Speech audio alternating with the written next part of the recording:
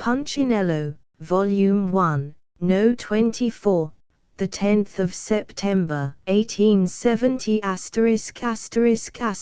Conant's patent binders for Punchinello, to preserve the paper for binding, will be sent post-paid, on receipt of $1, by Punchinello Publishing Co., 83 Nassau Street, New York City. Recommended by physicians. The best salve in use for all disorders of the skin, for cuts, burns, wounds, and used in hospitals, sold by all druggists. Price 25 cents. John F. Henry, sole proprietor, No. 8 College Place, New York. Harrison Bradford & Co. S. Steel pens. These pens are of a finer quality, more durable, and cheaper than any other pen in the market. Special attention is called to the following grades, as being better suited for business purposes than any pen manufactured. The 50522 and the anti-corrosive. We recommend for bank and office use. D. Appleton & Co., sole agents for United States. Punchinello Volume 1. Number 24. Saturday, the 10th of September, 1870. Published by the Punchinello Publishing Company, 83 Nassau Street, New York. The Mystery of Mr. E. Drood, by Orpheus C. Kerr, continued in this number. See 15th page for extra premiums. Bound Volume Number 1. The first volume of Punchinello, ending with No. the 26th of September, 1924, 1870. Bound in fine cloth. Will be ready for delivery on the 1st of October, 1870. Price $2.50. Sent post-paid to any part of the United States on receipt of price. A copy of the paper for 1 year, from the 1st of October, number 27, and the bound volume, the latter prepaid, will be sent to any subscriber for $5.50. 3 copies for 1 year, and 3 bound volumes, with an extra copy of bound volume, to any person sending us 3 subscriptions for $16.50. 1 copy of paper for 1 year, with a fine chromo premium, for $4 single copies, mailed free. 10 back numbers can always be supplied, as the paper is ilcrotyped. Book canvassers will find this volume a very saleable book. Orders supplied at a very liberal discount. All remittances should be made in post office orders. Canvassers wanted for the paper everywhere. Address: Punchinello Publishing Company, 83 Nassau Street, NY. Box number 2783 to newsdealers.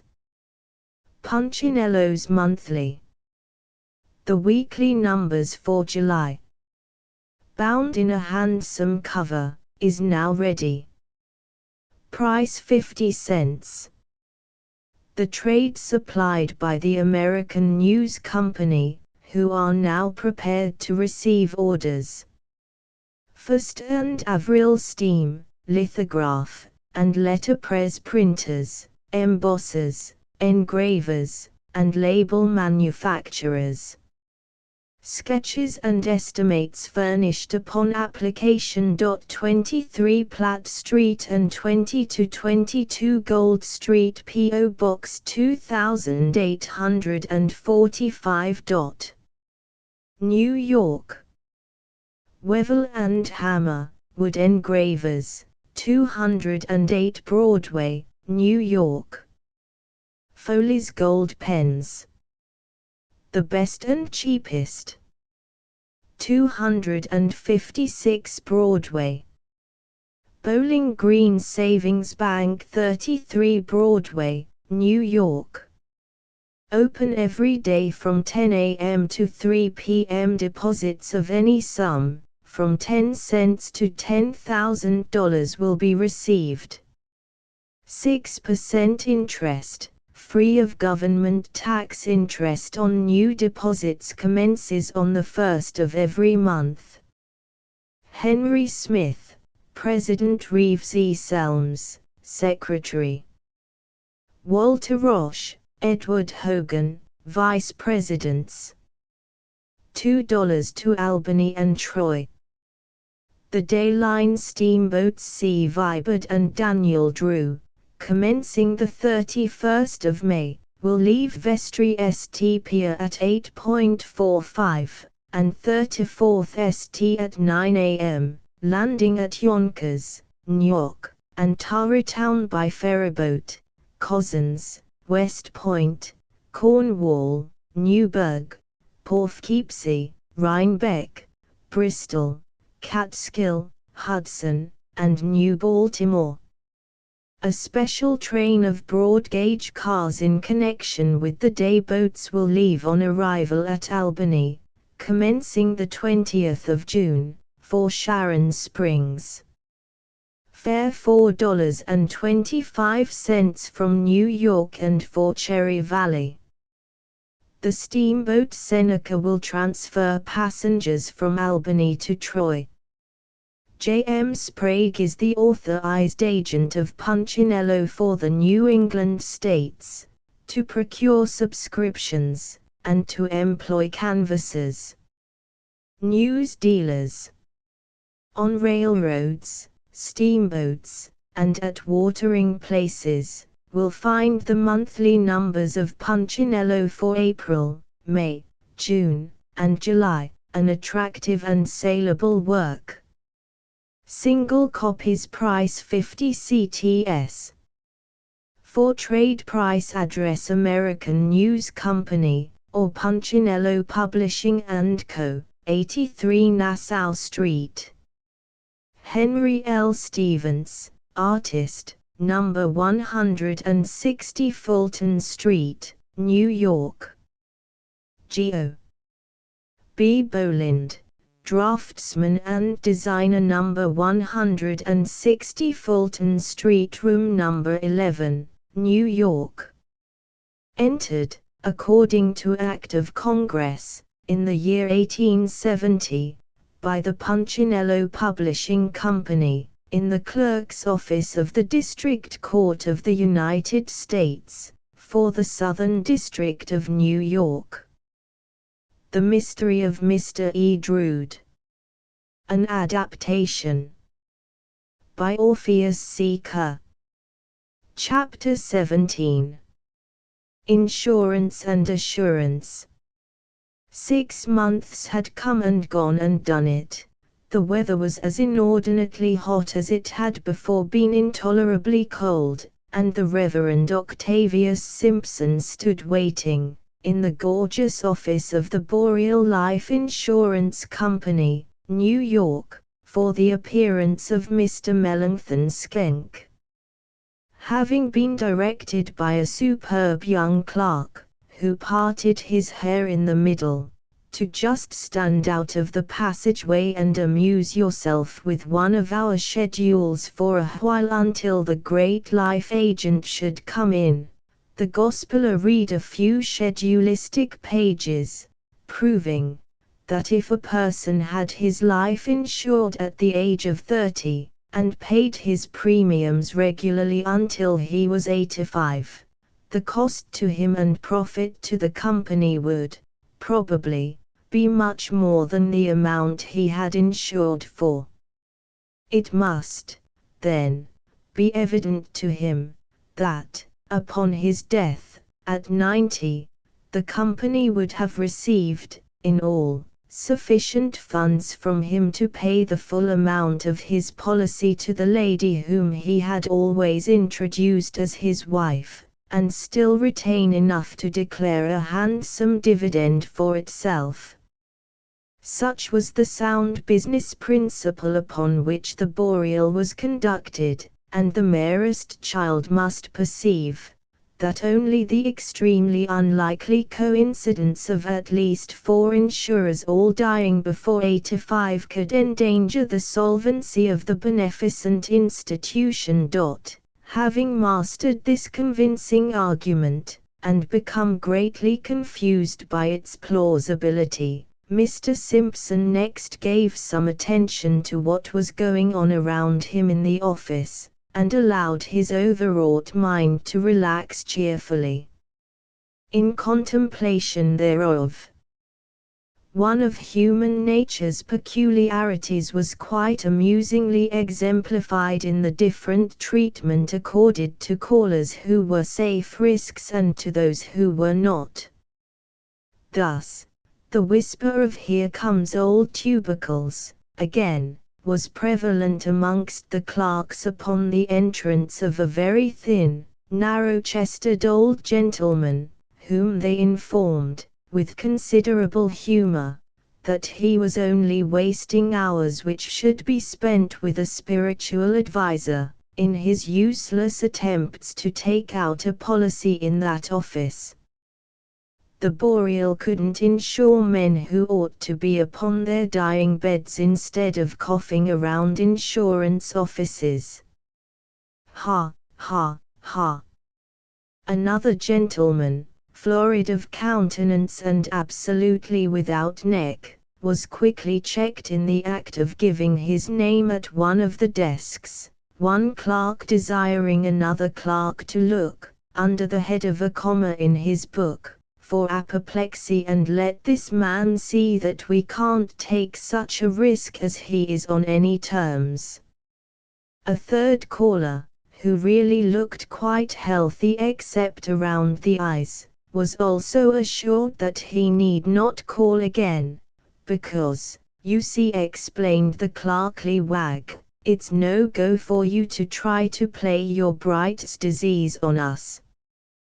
When, however, the applicant was a robustious, long-necked, fresh individual, he was almost lifted from his feet in the rush of obliging young boreals to show him into the room of the medical examiner, and when, now and then, an agent, or an insurance broker, came dragging in, by the collar, some safe risk, just captured, there was an actual contest to see who should be most polite to the panting but healthy stranger, and obtain his private biography for the consideration of the company. The Reverend Octavius studied these sprightly little scenes with unspeakable interest until the arrival of Mr. Sklenk, and then followed that popular benefactor into his private office with the air of a man who had gained a heightened admiration for his species. "So you have come to your senses at last," said Mr. Sklenk, hastily drawing his visitor toward a window in the side room to which they had retired. "Let me look at your tongue, sir." "What do you mean?" asked the gospeller, endeavoring to draw back. "I mean what I say." "Let me see your tongue. Or, stop," said Mr. Sklenk, seized with a new thought, "I may as well examine your general organization first." And, flying at the astounded ritualistic clergyman, he had sounded his lungs, caused a sharp pain in his liver, and felt his pulse, before the latter could phrase an intelligent protest. "You may die at any moment, and probably will," concluded Mr. Sklenk, thoughtfully, "but still, on the score of friendship, we'll give you a policy for a reasonable amount, and take the chance of being able to compromise with your mother on a certain percentage after the funeral. I don't want any of your plagued policies, exclaimed the irritated gospeler, pushing away the hand striving to feel his pulse again. As you have expressed a desire to resign the guardianship of your wards, Mr. and Miss Pendragon, and I have agreed to accept it, my purpose in calling here is to obtain such statement of your account with those young people as you may be disposed to render. Ah, returned the other, in sullen disappointment. That is all, eh? Allow me to inform you, then, that I have cancelled the burial policies which have been granted to the murderer and his sister, and allow me also to remark, that a dying clergyman like yourself might employ his last moments better than encouraging a southern destroyer of human life. I cannot believe that Montgomery Pendragon is guilty, said Mr. Simpson, firmly. Having his full confidence, and thoroughly knowing his nature, I am sure of his innocence, let appearances be what they may. Consequently, it is my determination to befriend him. And you will not have your life insured? I will not, sir. Please stop bothering me. And you call yourself a clergyman, cried Mr. Sklenk, with intense scorn. You pretend to be a ritualistic spiritual guide, you champion people who slay the innocent and steal devout men's umbrellas, and yet you do not scruple to leave your own high church mother entirely without provision at your death. In such a case, continued the speaker, rising, while his manner grew ferocious with determination, in such a case, all other arguments having failed, my duty is plain. You shall not leave this room, sir, until you have promised to take out a burial policy. He started, as he spoke, for the door of the private office, intending to lock it and remove the key, but the unhappy ritualist, fathoming his design, was there before him, and tore open the door for his own speedy egress. Mr. Sklenk observed the gospeler, turning and pausing in the doorway. You allow your business energy to violate all the most delicate amenities of private life, and will yet drive some maddened mortal to such resentful use of pistol, knife, or poker, as your mourning family shall sincerely deplore. The articles on free trade and protection in the daily papers have hitherto been regarded as the climax of all that utterly wearies the long-suffering human soul, but I tell you, as a candid friend, that they are but little more depressing and jading to the vital powers than your unceasing mention of life insurance. These are strong words, sir, answered Mr. Sklenk, incredulously. The editorial articles to which you refer are considered the very drought of journalism, those by Mr. Greeley, especially, being so dry that they are positively dangerous reading without a tumbler of water. You brought the comparison upon yourself, Mr. Sklenk. Good day. Thus speaking, the Reverend Octavius Simpson hurried nervously from the burial temple, not fairly satisfied that he had escaped a policy until he found himself safely emerged on Broadway and turning a corner toward Nassau Street. Beaching the latter byway, after a brief interval of sharp walking, he entered a building nearly opposite that in which was the office of Mr. Dibble, and, having ascended numerous flights of twilight stairs to the lofty floor immediately over the saddened rooms occupied by a great American comic paper, came into a spidery garret where lurked Montgomery Pendragon. Hard at it, he asked, approaching a rickety table at which sat the persecuted Southerner, reading a volume of Hoyle's Games. "My only friend," ejaculated the lonely reader, hurriedly covering the book with an arm. "I am, as you see, studying law here, all alone with these silent friends."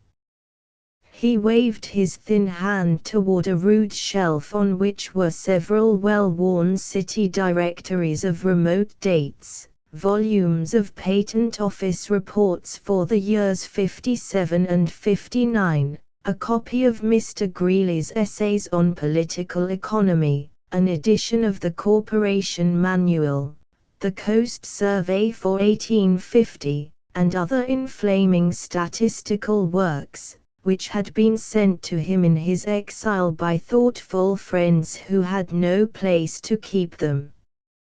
"Cheer up, brother," exhorted the good gospeler. "I'll send you some nice theological volumes to add to your library, which will then be complete. Be not despondent. All will come right yet." "I reckon it will, in time," returned the youth, moodily. "I suppose you know that my sister is determined to come here and stay with me." "Yes, Montgomery, I have heard of her noble resolution. May her conversation prove sustaining to you." "There will be enough of it, I reckon, to sustain half a dozen people," was the despondent answer. "This is a gloomy place for her, Mr. Simpson, situated, as it is, immediately over the offices of a comic paper." "And do you think she would care for cheerful accessories while you are in sorrow?" asked the gospeler, reproachfully. "But it is so mournful, that floor below," persisted the brother, doubtfully. "If there were only something the least bit more lively down there, say an undertaker's. A sister's love can lessen the most crushing gloom, Montgomery." A silent pressure of the hand rewarded this encouraging reminder of sanguine friendship, and, after the depressed law student had promised the Reverend Octavius to walk with him as far as the ferry in a few moments, the said Reverend departed for a hasty call upon the old lawyer across the street. Benignant Mr. Dibble sat near a front window of his office, and received the visitor with legal serenity. "And how does our young friend enjoy himself, Mr. Simpson, in the retreat which I had the honor of commending to you for him?" The visitor replied, that his young friend's retreat, by its very loftiness, was calculated to inspire any occupant with a rheumatic affection. "And how, and when, and where did you leave Mr. Bumstead?" inquired Mr. Dibble. "As well as could be expected, this morning, at Bumsteadville," said the gospeler, with answer as terse and comprehensive as the question. "Because," added the lawyer, quickly, "there he is, now, coming out of a refreshment saloon immediately under the building in which our young friend takes refuge." "So he is," exclaimed the surprised Mr. Simpson, staring through the window. There, indeed, as indicated, was the ritualistic organist, apparently eating cloves from the palm of his right hand as he emerged from the place of refreshment, and wearing a linen coat so long and a straw hat of such vast brim that his sex was not obvious at first glance. While the two beholders gazed, in unspeakable fascination, Mr. Bumstead suddenly made a wild dart at a passing elderly man with a dark sun umbrella, ecstatically tore the latter from his grasp, and passionately tapped him on the head with it. Then, before the astounded elderly man could recover from his amazement, or regain the gold spectacles which had been knocked from his nose, the umbrella, after an instant of keen examination, was restored to him with a humble, almost abjectly apologetic air, and Mr. Bumstead hurried back, evidently crushed, into the refreshment saloon. "His brain must be turned by the loss of his relative," murmured the gospeller, pitifully. "His umbrelative, you mean," said Mr. Dibble. When these two gentlemen had parted, and the Reverend Octavius Simpson had been escorted to the ferry, as promised, by Montgomery Pendragon, the latter, after a long, insane walk about the city, with the thermometer at 98 degrees, returned to his attic in time to surprise a stranger climbing in through one of the back windows. "Who are you?" exclaimed the southern youth, much struck by the funereal aspect, sexton-like dress, and inordinately long countenance of the pallid, light-haired intruder. "Pardon. Pardon," answered he at the window, with much solemnity. "I am a proprietor of the comic paper down below, and am eluding the man who comes every day to tell me how such a paper should be conducted. He is now talking to the young man writing the mail wrappers, who, being of iron constitution and unmarried, can bear more than I." There was just time for me to glide out of the window at sound of that fearful voice, and I climbed the iron shutter and found myself at your casement. Hark! Do you hear the buzz down there? He's now telling the young man writing the mail wrappers what kind of cartoons should be got up for this country. Hark, again! And the young man writing the mail wrappers have clinched and are rolling about the floor. Hark, once more! The young man writing the mail wrappers has put him out. "Won't you come in?" asked Montgomery, sincerely sorry for the agitated being. "Alas, no," responded the fugitive, in the tone of a cathedral bell. "I must go back to my lower deep once more. My name is Jeremy Bentham. I am very unhappy in my mind, and, with your permission, will often escape this way from him who is the bane of my existence." Being assured of welcome on all occasions, he of the long countenance went clanging down the iron shutter again, and the lonely law student, burying his face in his hands, prayed Providence to forgive him for having esteemed his own lot so hopelessly gloomy when there were comic paper men on the very next floor. That night, before going home to Gowanus, the old lawyer across the way glanced up toward Montgomery's retreat, and shook his head as though he couldn't make something out. Whether he had a difficult idea in his brain, or only a fly on his nose, was for the observer to discover for himself. To be continued. Universicdology.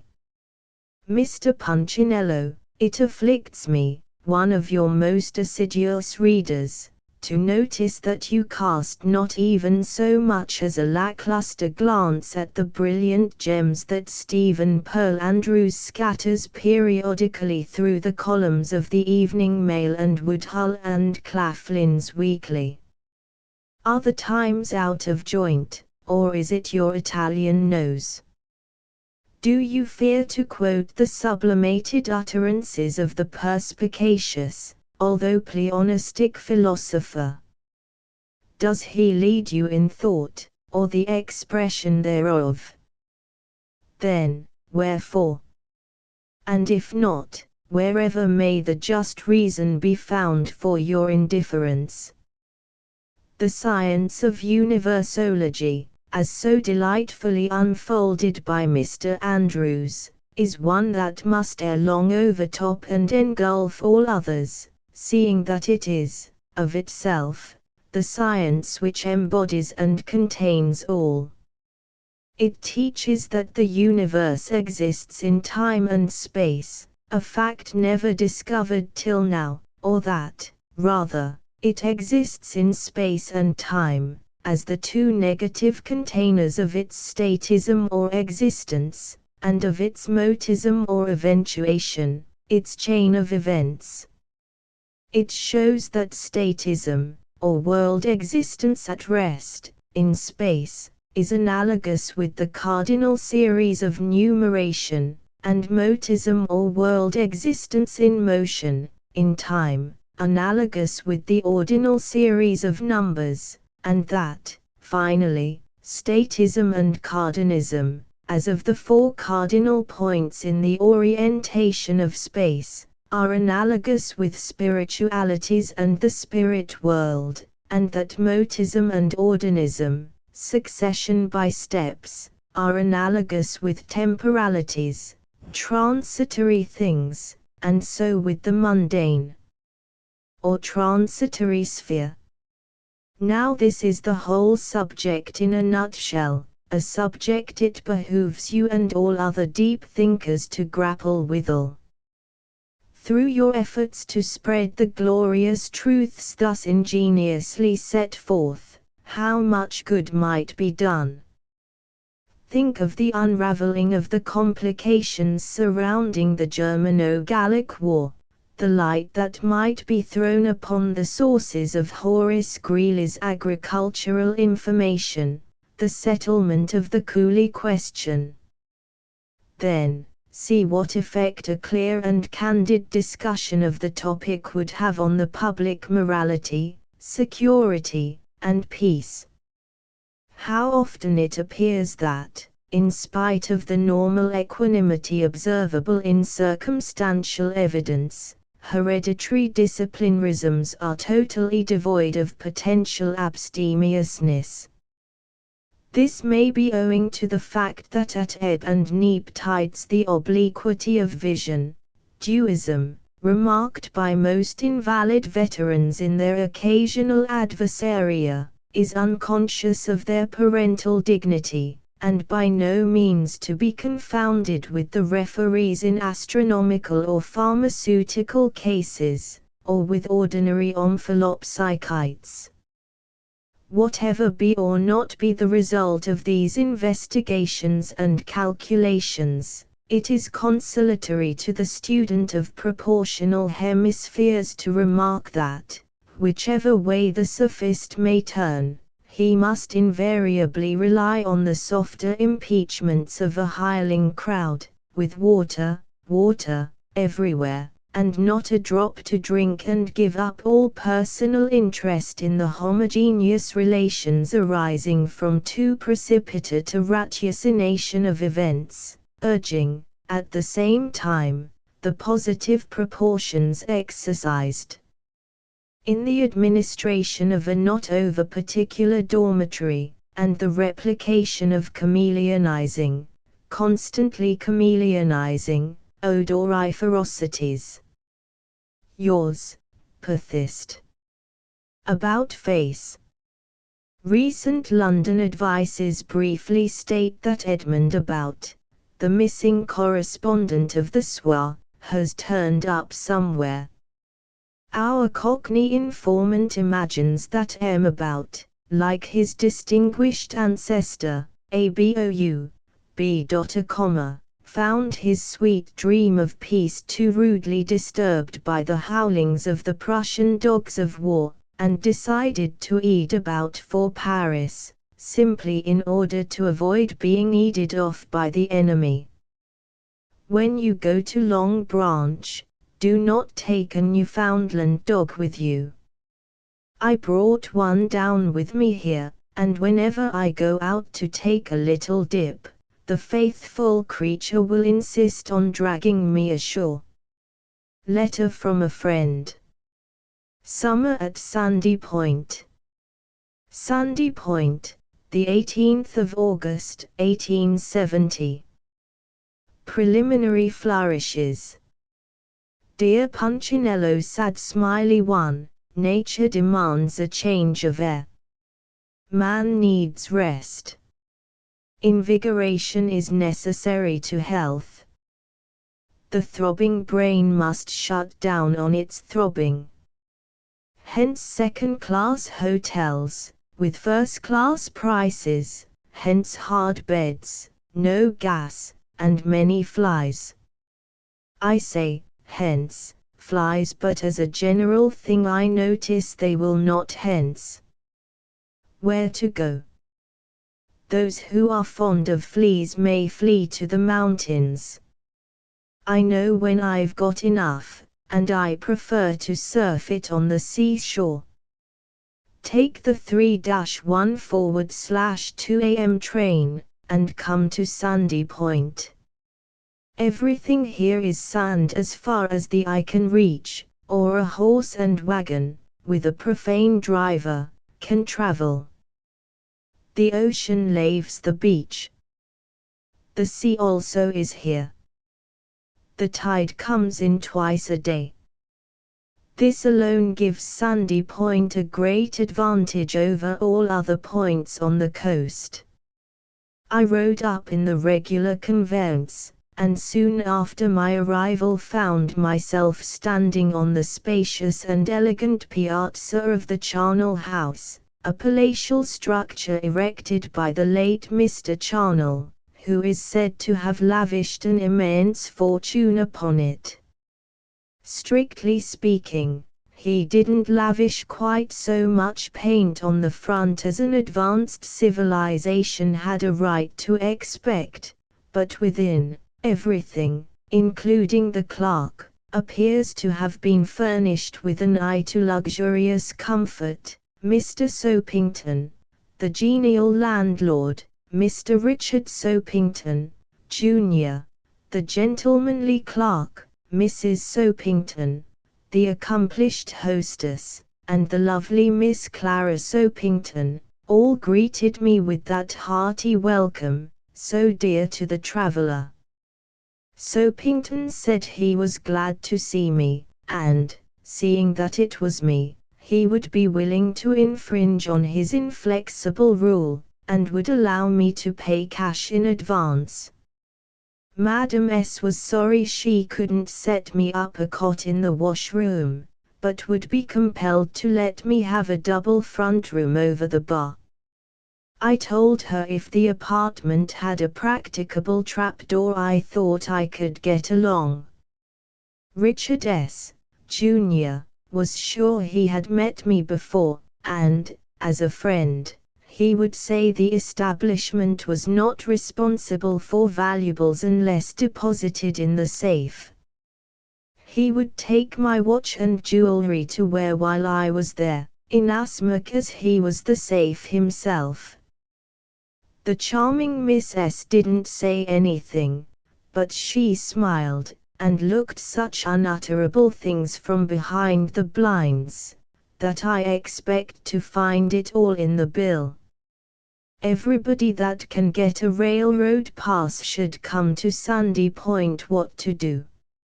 Sit in the reading room and look over the torn files of 2 daily papers a week and a half old, or study a hotel advertiser. The surf bathing is magnificent. The prevalence of an unmitigated undertow renders it quite exhilarating for old ladies and invalids. Anyone who is drowned will have every attention paid to his remains, by the sharks. Boating. Everybody boats. The Rowe brothers are here, and sing on the water by moonlight. You can blister your bands at an oar, or bail out the boat, just as your taste inclines. As the life preserver is a little out of repair, I stay on shore. Fishing. Everybody fishes. There are all varieties, from speckled trout and mackerel, up to conger eels, horse mackerel, and porpoises. Parties frequently come back with all the fishing they want. If absent a week on a trip, they can make arrangements to have their board run on just the same. Driving. Everybody drives. The roads are of unsurpassing loveliness. They drive every day. If the waiters would drive a few flies out of the dining room, we wouldn't sit down quite so many at table. Who are here? Sandy Point, with all its native attractions, would be nothing were it not for the beauty and fashion that throng its halls. There are men here who can draw their note for any amount. Here is an ex-member of Congress, there a double ex-brewer, both immensely wealthy. Diamonds abound. There is a hop in the parlor every evening and preaching on Sundays. I should not forget a paralytic washwoman in my section of the house, who has a prevailing idea, when she brings home my clothes, that 11 pieces make a dozen. Reader, if you seek the flush of health, come down here. I wasn't very flush when I got here, but I don't intend to go away till I've put myself into thorough repair. Yours, Sarsfield Young. 1. Soapington, of the hotel here, and I, have been skirmishing over a board bill for a couple of weeks, and he has finally outflanked me to the amount of about $40. I think if you will insert this correspondence it will be all right. S. will succumb. A war conundrum. When are soldiers like writers for the press? When they charge by the column. A well-tilled soil. The article on Dickens, in the August number of the Atlantic Monthly, is certainly suggestive of fresh fields, if not of pastures new. The watering places. Punchinello's vacations. Sometimes Mr. Punchinello is very busy. Not only has he upon his shoulders the ordinary labors of conductor of a great journal, but he has much to do for other people. His editors, his printers, his binders, his artists, his engravers, his corps of clerks, his office and errand boys, and all connected with his extensive establishment, come to him from time to time for advice in regard to the investment of their surplus earnings, and between assisting in the purchase of a farm for this one, a house for the other, and all sorts of stocks and bonds for the rest, he is often terribly pressed for time.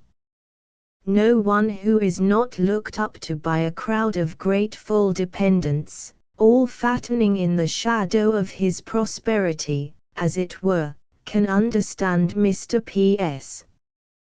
feelings of responsibility at such times. Such an unusual demand upon his time occurred last week, and Mr. P. found that he would not be able to spend a few days as usual at some fashionable watering place. But B must have some recreation, so he determined to have a day's fishing among the celebrated Thousand Islands of the St. Lawrence. He put some luncheon in a basket, and set off quite early in the morning. Finding that some 20 hours were consumed in the transit, Mr. P thought that, considering his hurry, he had better, perhaps, have gone to Newark for a day's fishing off the piers. But he was at the St. Lawrence now, and it would not do to complain. He hired a boat, lines, bait and 2 navigators, and set out bravely. He sailed among a crowd of islands where either the bowsprit or the boom was continually getting caught in the shrubbery and rocks, until he came to island number 18. Here was a picnic party.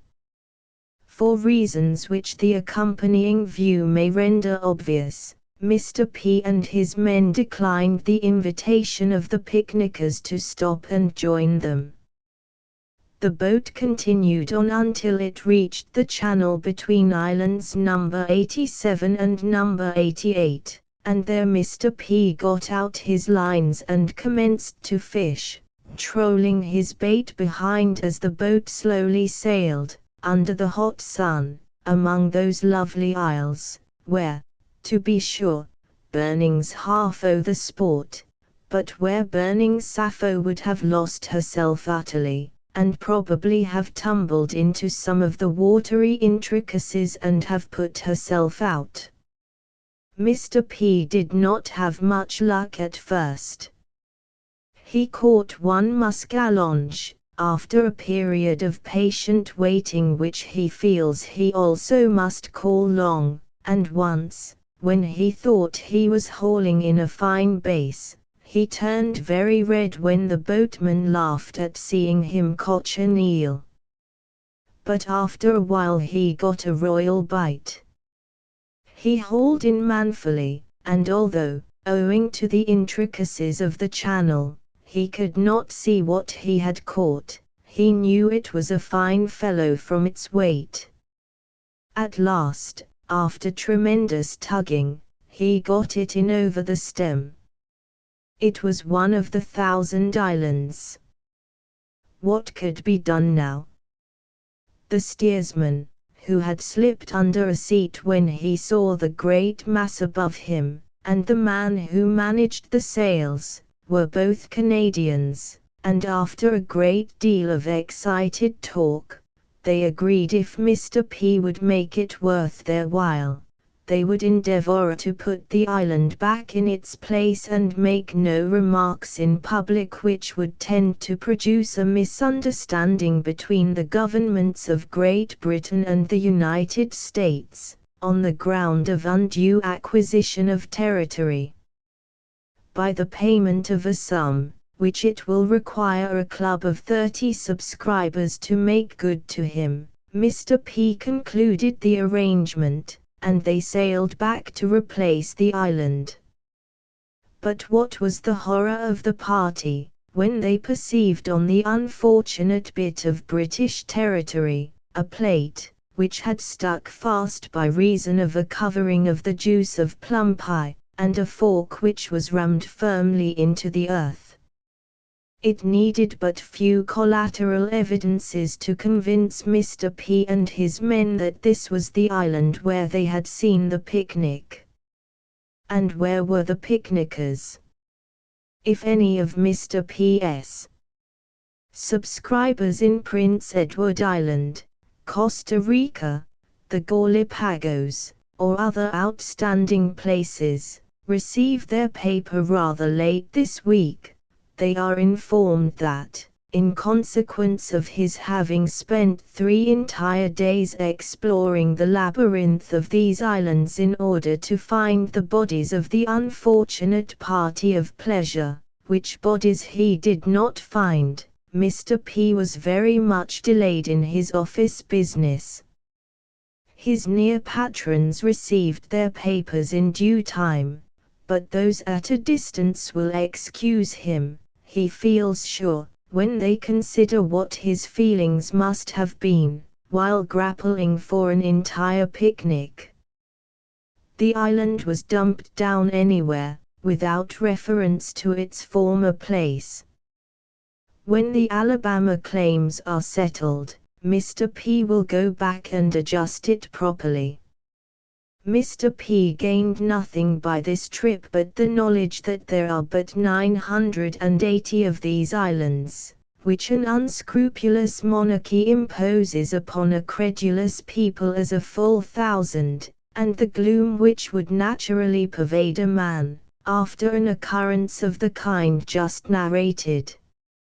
On his way home, he stopped for supper at Albany, and there he met Cyrus W. Field and Commodore Vanderbilt. One of these gentlemen was looking very happy and the other very doleful. The tall gentleman in the picture is Mr. Field, not that he is really so very tall, but he is elevated. The short one is the Commodore, so drawn, not because he is short, but because he is depressed. After the compliments of the season, warm ones, Mr. P asked his friends how the war in Europe affected them. "Gloriously," cried Mr. Field. "Nothing could be better. The messages fly over our cables like lightning. Why, sir, I wish they would keep up the war for 10 years.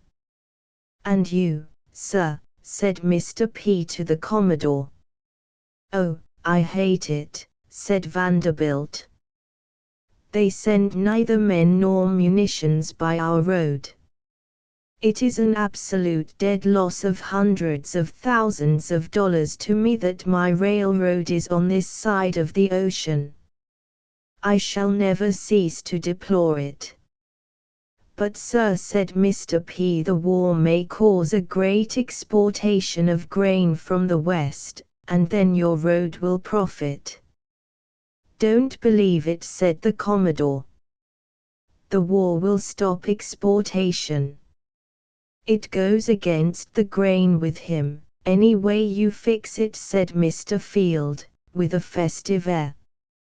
"He can't carry any messages." "On a cabalistic cable," remarked Mr. P. Cyrus smiled. "No, said the Commodore, reverting to his grievances. "Never has such a loss happened to me, since I went into New York Centrals." "Well, I tell you, Vandy," said Mr. Field, "if you and other grasping creatures had kept away from New York Centrals it would have been much better for the body corporate of the state." "Look here," cried the Commodore, in a rage. Mr. Field looked there, but Mr. P didn't. He thought it was time to go for his train, and he went. Several unsavory renderings. Why there should be such a thing as a New York rendering company is a puzzle to thoughtful minds. Persons resident in certain districts of the city, that border on the North River, though, are cognizant of that company. The North River knows the company, and would close itself to it, only that it is too close upon it to close effectually. And what are the New York Rendering Company, and to whom do they render, and what?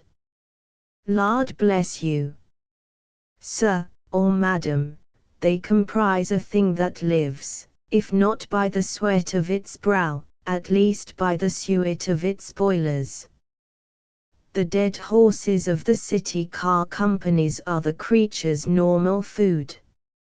Nor does it despise smaller venison, for it can batten upon dead kittens, too, and fatten upon asphyxiated pup. Carnivorous, decidedly, is the creature concreted by the New York Rendering Company, converting all that it touches into fat, and so, living literally upon the fat of the land. That the company render other things besides fat, however, has been for some time past a subject of complaint against their management, and here are a few details of their renderings. Once the atmosphere of the bays and rivers of New York was a source of health to the excursionists who, in summertime, seek relaxation by inexpensive voyages upon the waters adjacent to the city. By casting the refuse of their carrion into these waters, the New York Rendering Company have rendered foul and noxious the once healthful atmosphere of our aquarian outlets, rendering themselves a nuisance, at the same time. Thus, anything like a pleasure excursion by water, in the neighborhood of New York, has been rendered impossible during the present season, by the New York Rendering Company. Off all the shores of our bays offal has accumulated, and that during the hottest summer on record for these latitudes. The waters have thus been rendered unfit for bathing in, as the air has been rendered pernicious to breathe, another rendering by the New York Rendering Company, whose manifest mission is to offalize the world. It is pleasant to know, then, that the renderings of the New York Rendering Company are likely to be reactionary as well as suicidal, perhaps suicidal might be a better word here, in their results. Their offense is rank and has reached the nose of authority, for we find it stated that Mayor Hall has already made complaint against the New York Rendering Company, and that they will be indicted at the next sitting of the grand jury. And when their boiling nuisances come to be seized, as we trust they will be, how jolly to see them rendering to Caesar all that has rendered them the nuisance they are. Then let them render up the ghost, and go out spluttering, like a dip candle from one of their own rancid renderings, and so an end of them. A card of thanks.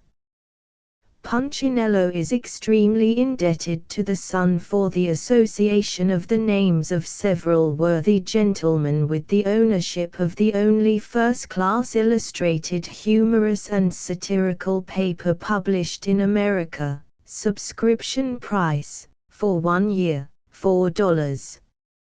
Single copies 10 cents. Office, 83 Nassau Street, New York.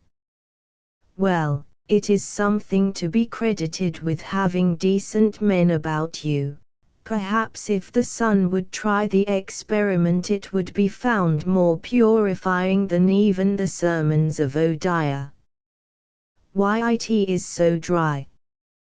We thought it had something to do with a lack of moisture in the air, and now, along comes Monsieur Pou, another philosopher, and merely says what we had thought.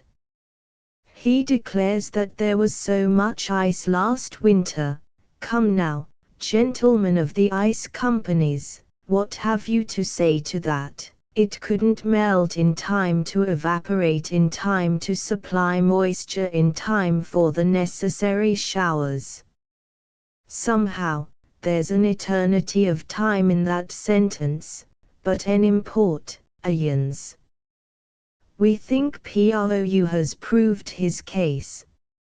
And, although we can't quite sympathize with his suggestion that detachments of sappers and miners be employed in the springtime, in Arctic, and doubtless also Antarctic, regions, in blowing up icebergs and otherwise facilitating the operations of Old Sol, we give the ingenious Frenchman credit for at least as much philosophic acumen as we ourselves possess, and heaven only knows how superb a compliment we thus convey.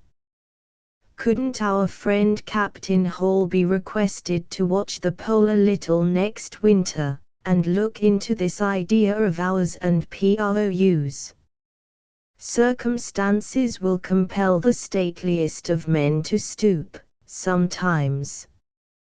Getting a light from the stump of a newsboy's cigar is one of them. A scene from Old Nicholas Nico Lby. The Emperor Demantalini going to the demnition bow-wows. Our police report. On Tuesday last, a suspicious-looking man was arrested by the police, and taken to the 104th Precinct Station House, on several charges of disorderly acts perpetrated by him in various parts of the city. He gave his name as Charles Adana, and was locked up for the night. Yesterday morning, prisoner was brought before Justice Downey, at the Jefferson Market Police Court. Officer Locust, being called to testify, stated that his attention was directed to the prisoner, on Tuesday afternoon last, by some boys in 14th Street. Prisoner was standing on the sidewalk, on the side of the street opposite Tammany Hall. He was armed with a small pewter squirt, with which he was trying to smear the front of that building by drawing up dirty water from the gutter. The range of the squirt did not appear to reach more than halfway across the street. The water used was very foul, leaving stains upon a dirt cart that was passing. While witness was watching the prisoner, the Honorable W.M. Tweed came down the steps from Tammany Hall, and, upon seeing him, prisoner ran away, but was seized by witness, before he could make his escape. On being interrogated by the magistrate, prisoner said that he hardly knew what he was doing when arrested. The sun was in his eyes at the time. If it hadn't been so, he would not have missed his shot. He must do something for a living, and he thought that throwing dirty water was as good an occupation as any other. Had made money out of it by threatening respectable people with his pewter squirt, and they would give him money rather than have their clothes soiled. He would do anything to make money, and he didn't in the least mind dirtying his hands in the making of it. To a question by the magistrate, as to whether he had had anything to do with casting offal into the bay, prisoner laughed in a wild manner, and said that he, for one, could never be accused of wasting good, honest dirt in that way. All the offal in the world, said prisoner, wasn't too much for him to use in bespattering the objects of his attention, friends as well as foes. He had heaved tons of offal, already, at Mr. Oakey Hall, whom he evidently imagined to be an Irishman, and called a hole. He didn't care whom he hit, in fact, so long as he could make it pay. A gentleman connected with the Velocipede interest, whose name our reporter did not catch, here stated that he became acquainted with prisoner nearly 2 years ago, while the Velocipede frenzy was at its height. He had constructed to order for the prisoner a peculiar velocipede called the Sun Squirt. It had a dyer's tub attached to it, which was filled with bilge water. On this machine, the prisoner, armed with a pewter squirt, used to practice for several hours a day, careering rapidly around the rink, and taking flying shots, as he went, at large posters attached to the wall, having portraits on them of General Grant, Honorable H. Greeley, Honorable W.M. Tweed, the Mayor, Governor Hoffman, and several other citizens of admitted position and respectability. The bilge water usually came back upon him, however, and he was generally a humiliating object on leaving the rink. Prisoner, on being asked by the magistrate whether he had any references respecting character to give, replied in the negative, whereupon orders were issued to lock him up, pending the appearance of Mr. Punchinello, who will have some statements to make about him at a future day. A reward of $5,000 has been offered for any information about the pewter squirt, and particularly as to when, and by whom it was made, and, as detectives are now engaged in working up the case, there can be but little doubt that the vile instrument will ere long be identified. Distressing. Some awful smasher of cherished notions is trying to make out that Rouget de Lisle was not the real author of the famous Marseillaise, but that he stole it from the Germans.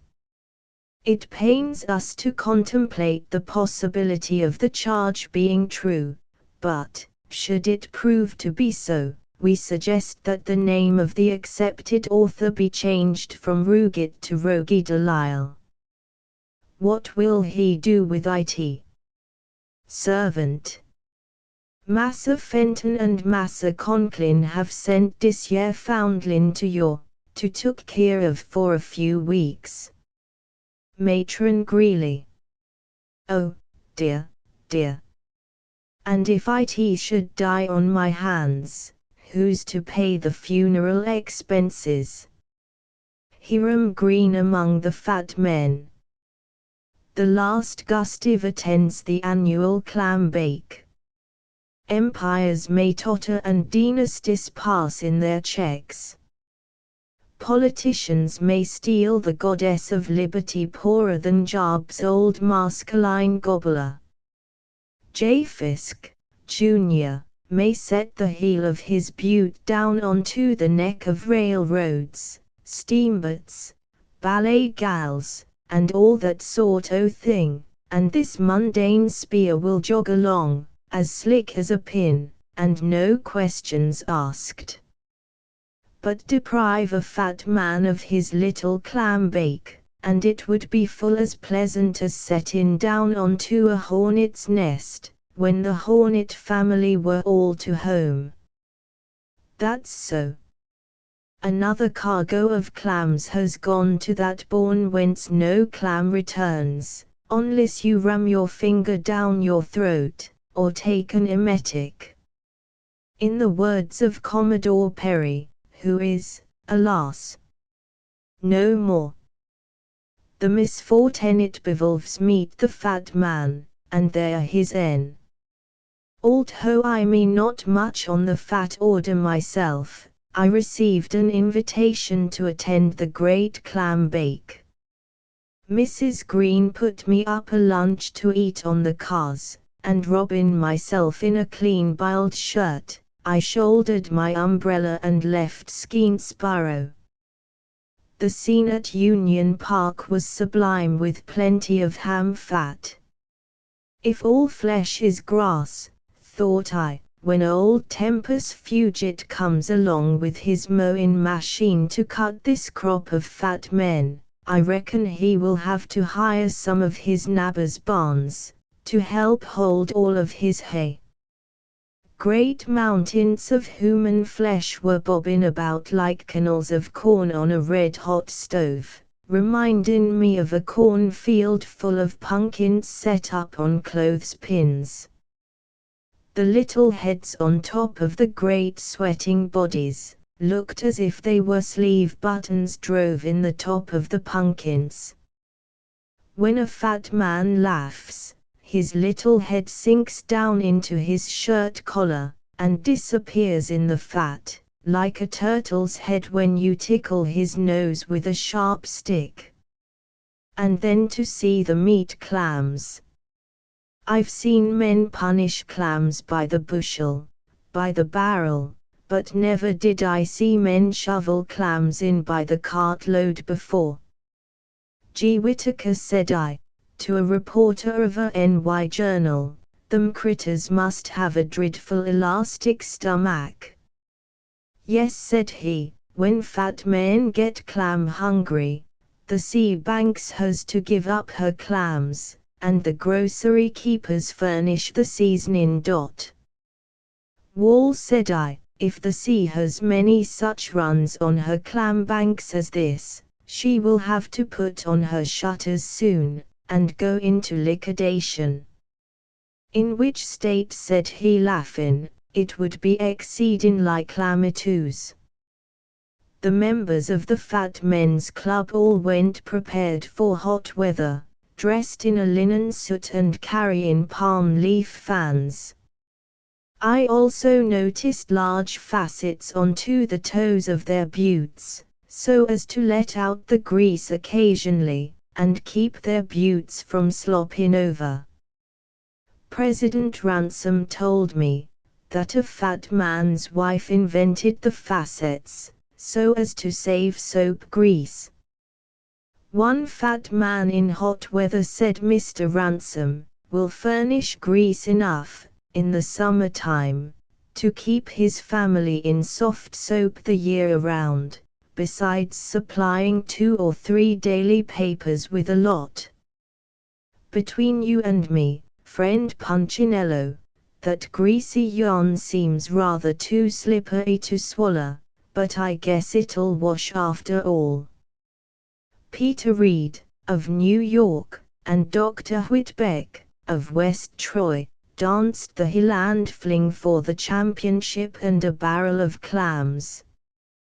While Pete was cutting a pigeon wing, and the doctor was raking down a double shuffle, they made things rattle, and neighboring towns thought it was an earthquake, and began moving out their feather beds. Go it, my fat friends, said I, to encourage 'em.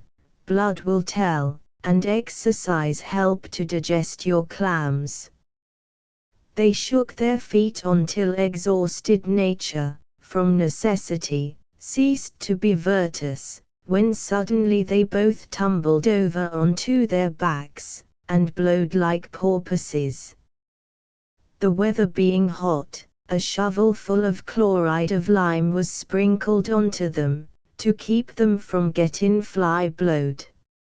I was introduced to a North River steamboat pilot, whose corporosity looked like the commissary department of a Prussian regiment.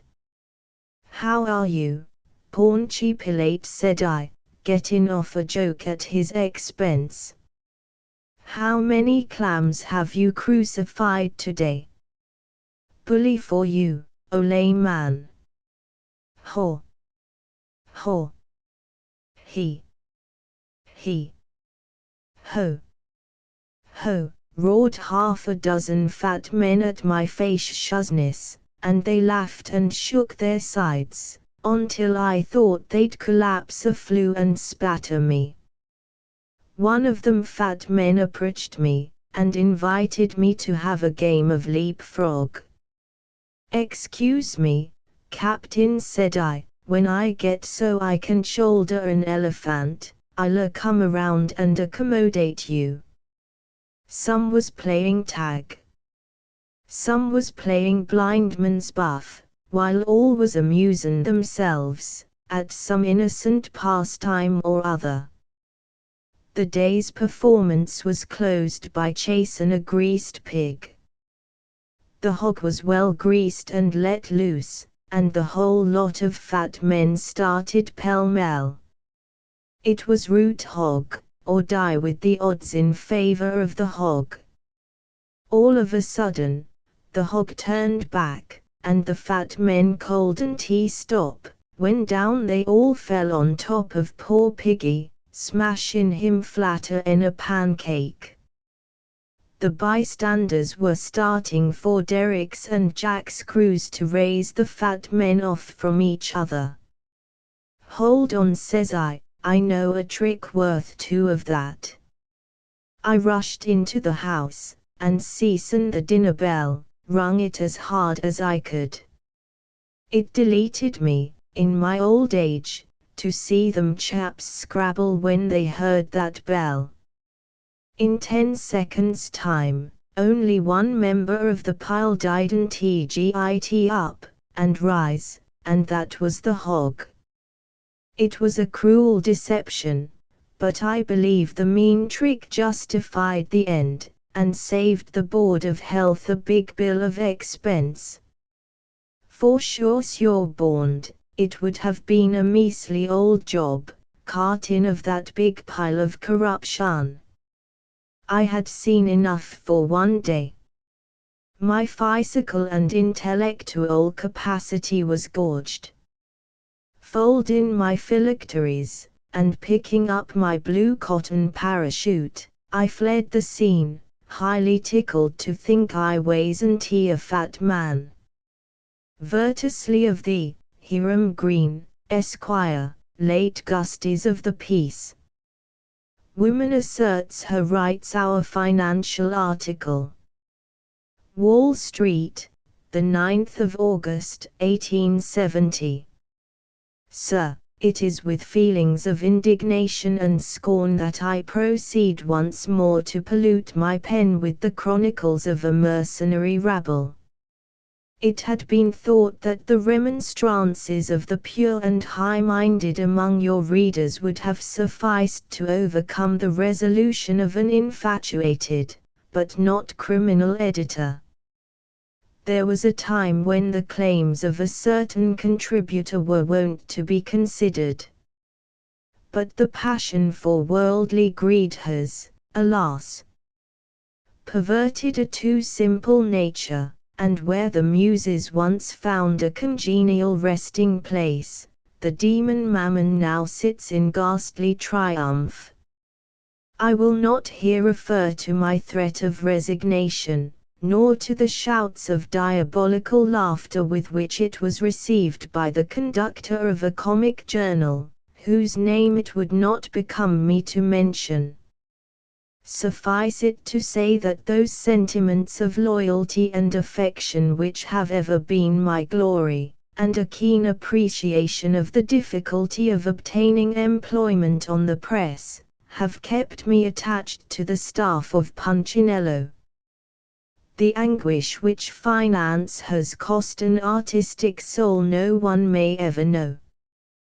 The silent tear may fall, but it shall be buried in my bosom. The spectacle of my hidden suffering shall stand as a reproach to one whom I once honored and now pity. Divesting myself of that part of my nature which is comprised in the good, the beautiful and true, I betook myself yesterday to Wall Street and the Gold Room. At the portals of the financial menagerie, a gentleman placed his hand upon my shoulder. Was I a subscriber? No, but I was a comic writer. He said I looked as though I had seen misfortune. If I was not a subscriber, perhaps I had been in the penitentiary, served out a sentence at Sing Sing, or procured a divorce from my wife. I had done none of these things. I was not a member of the legislature. No, a brilliant idea struck him. Perhaps I had been an editor. I pleaded guilty. He thought that would do, I might go in. I went in, and herewith submit to you the result of my investigations. 9 o'clock. On opening this morning, a scarcity of money was perceptible in the market. It was especially perceptible in the case of your contributor. This is not a hint that a week's salary in advance would be acceptable. Peanuts are much sought after. They are excellent things to pelt a fellow with. Apples were inquired after, but upon a rumor that they were unripe, they declined several %. 9:30. The following telegram has just been received here. Metz, the 11th of August. To His Serene Highness, the Prince of Eri, Duke of the Grand Opera House, Admiral of Narragansett, Commander of the 9th, etc., etc., etc., Erie Palace, New York City. Royal brother, Louis has received his baptism of fire. McMahon wept. He is training to dispute with Miss Louisa Moore, the proud title of the champion weepist. Send me the 9th, and the flower of opera bouffe, even the great Schneider, shall be thine. 'Tis France that calls, be kind. Fraternally thine own, Nap. It was at first thought that HSH would accede to the Emperor's request. His recent treaty with the court of the Grande Duchess and his diplomatic relations with the Viennois ballet troupe having rendered the event far from improbable. It was also considered that the hostility which he has openly displayed towards the British Erie Protection Committee would predispose him in favour of England's natural enemy. In view of the possible departure of the 9th, and the consequent prolongation of the European war, gold rose several degrees above freezing point. 10 o'clock. The 9th. Don't go to Europe after all. Several members of Company K were observed to shed tears of vexation, or joy. Here is Colonel Fiske's reply. To Napoleon, not in Berlin. Effete monarch, can't spare the behoys at any price. They're going into camp down at the branch. Besides, some of them haven't paid for their uniforms yet. With regards to Eugenie, I am right royally yours, Jas. Fiske, Junior P.S. If a large diamond, a team of 6 black and white horses, a sound steamer, or a copy of the Tribune, would be of any use to you, command me. I might also spare you Gould and some of my relations in case you were very short of men, and had some very perilous positions to fill up. James. 10:30. Speculators in New York Central and Hudson River Securities are much excited over a report that Commodore Vanderbilt had been seen to purchase a watering hose in the store of a well-known manufacturer of gardening implements, on Broadway. He wrapped it in brown paper, placed it in his $1,000 buggy, and drove away behind Dexter at the rate of 0:01-1/4 per minute. I have it on good authority that there is no truth in the rumor, circulated a few days ago, that the Commodore was engaged in negotiation with the paid fire department for the use of their engines, etc., on some occasion not far distant. 11 o'clock.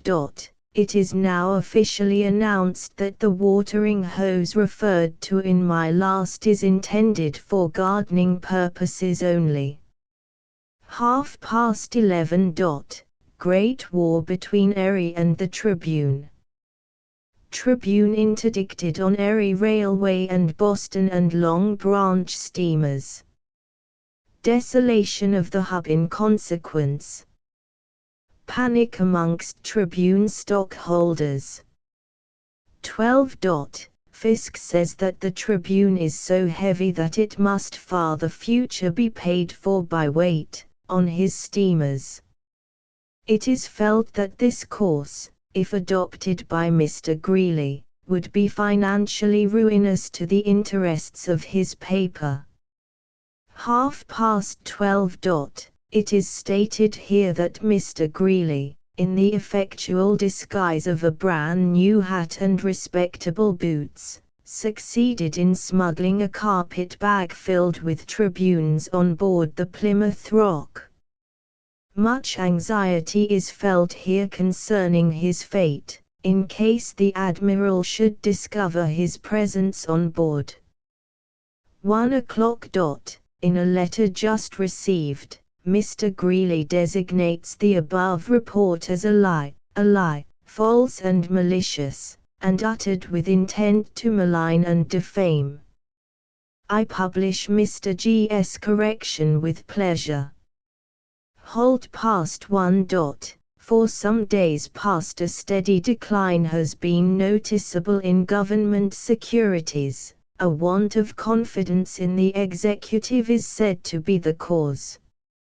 It is reported that several of our leading financiers have openly indicated their dissatisfaction with the policy of those in power at Washington. 2 o'clock. The leading financier referred to in my last I find to be James Fisk, Jr. 2:30. He indicated his dissatisfaction with the policy of the government to the president at Long Branch, thus, having transferred all the jewels from his left hand to the right, and carefully adjusted them there, he raised the hand in question to his finely cut Roman nose, then, extending his fingers, he twirled them for several minutes without exhibiting any symptoms of fatigue. Grant is said to have allowed a prime particle to drop from between his lips in his surprise. 3 o'clock. It is now rumored that Fisk did not apply his fingers in the manner stated. 4:30. Market, at Delmonico's, gone frantic over a consignment of opera bouffe sent by the Erie Protection Committee as a mark of confidence in the present Erie management. Erie's said to be in good voice. Preferred stock will open in about a month with an extensive and carefully selected ballet. Premières danseuses, strong, with extensive sales. Scenery, quiet, appointments active, greenbags. Influence of association.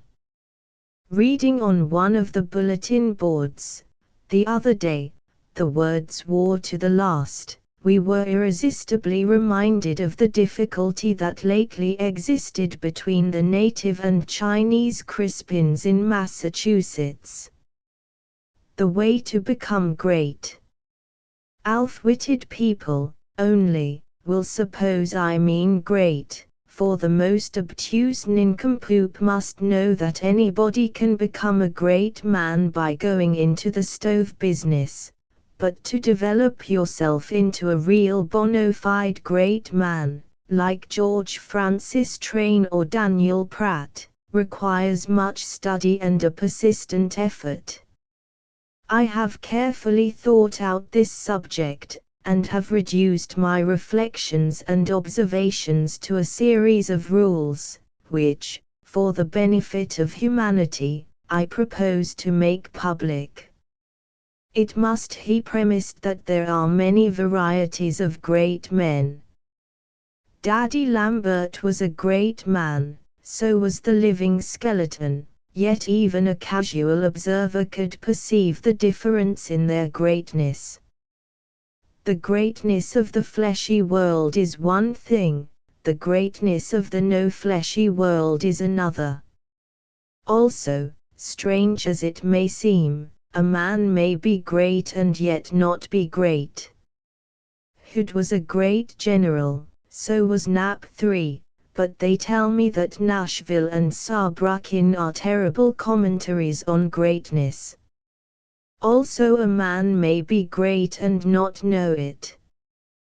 They say that, until he had made his grand success at Fort Fisher, you never could persuade Butler that he was a great general.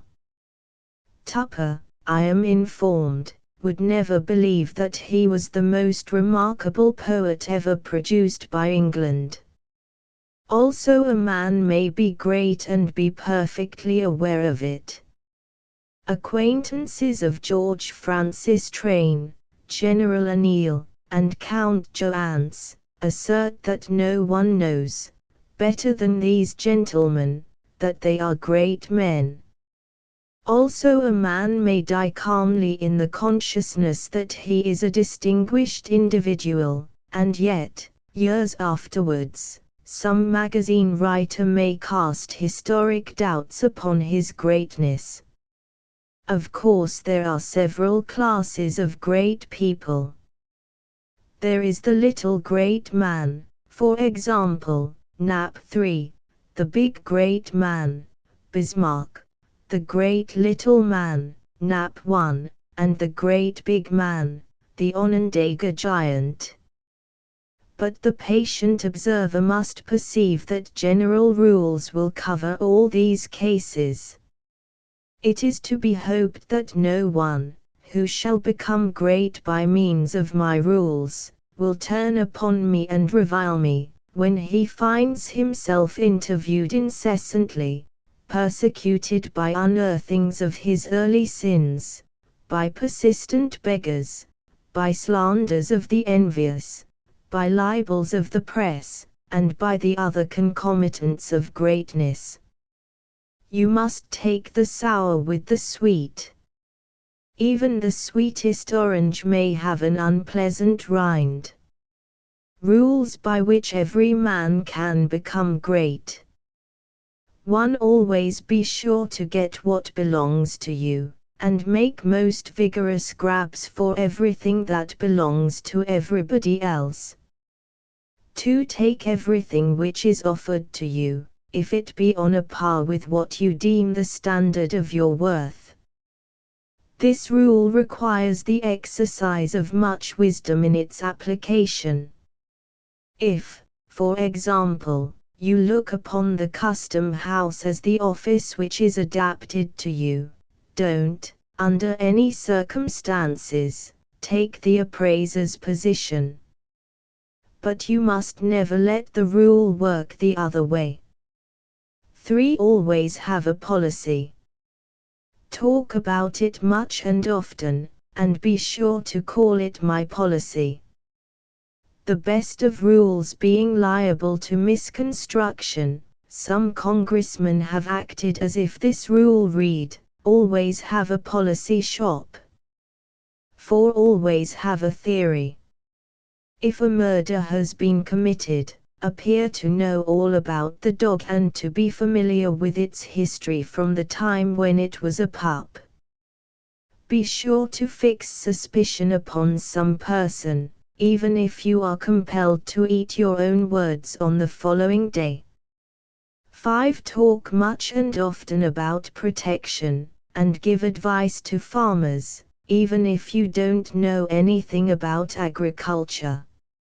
6. Fill your head with classical quotations, and trot them out on all occasions, whether discussing a bill for the diffusion of beans among the Indians, or the Alabama claims. 7. Smoke many costly Havana cigars. This rule has been lately discovered. 8. Get someone to write a history of Caesar for you, or an account of a tour in the Highlands, and then claim the work as your own. There are 1 or 2 observations I would here make, which may be useful. If you are ambitious, you had better commence at the lower rounds of the ladder, in order that your ascent may be safe and rapid. If you would be, for instance, a great statesman, be first an alderman; if a great warrior, be first, well, say a tanner. Also, you should pay particular attention to the clothes which you inhabit. An old white hat and a slouchy old overcoat will ensure you a nomination for the office of governor. If, by following these rules and heeding these observations, you cannot become a great man, you may rest assured that the fault is not in the rules, but in you. What is already perfect cannot be made more perfect. If you fail, after conscientiously following the above advice, though I'm not sure that the fact will not be the same, if you succeed, it's because you are already great, a great fool. The colored troops fought nobly. So far as the Franco-Prussian War has gone, the blackest page of its history appears to be the employment of the Turcos, who are nearly as black as average Nubian niggers. The expedient of mixing black troops with white was not very successful during our own little war.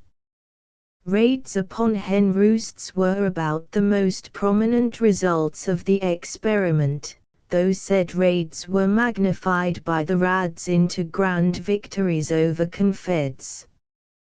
The Turcos have done better, so far as mere fighting is concerned, but their brutal outrages exceed so greatly the hen roost exploits of Wendell Phillips's devoted darkies, that they are certainly entitled to be organized into battalions bearing the title of the Napoleon Blackguards. The voice of the turtle.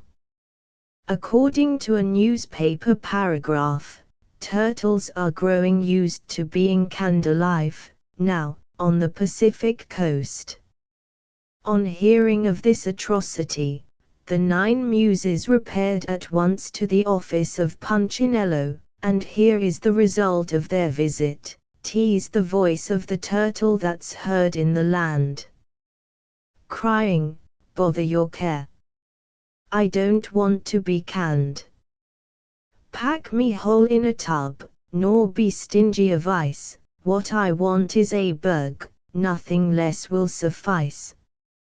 Answers to correspondence. Black-eyed Susan asks us whether a pitched battle can take place on land. Answer. Certainly not. When we speak of a battle being pitched, we mean that it has been fought by tars.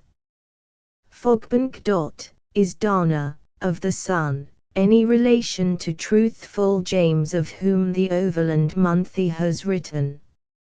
Answer. Distantly related, through intermarriage with the Longbows. Moses. We do not suppose that the person referred to by you as a dyer and scourer is in any way related to Oliver Dyer, although the latter person scoured Water Street some time since, and very effectually, in pursuit of a sensation.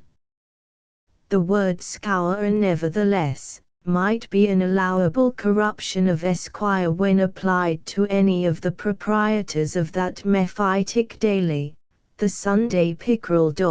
Will Mr. Greeley be obliged to dress in court costume if he accepts the mission to the court of St. James?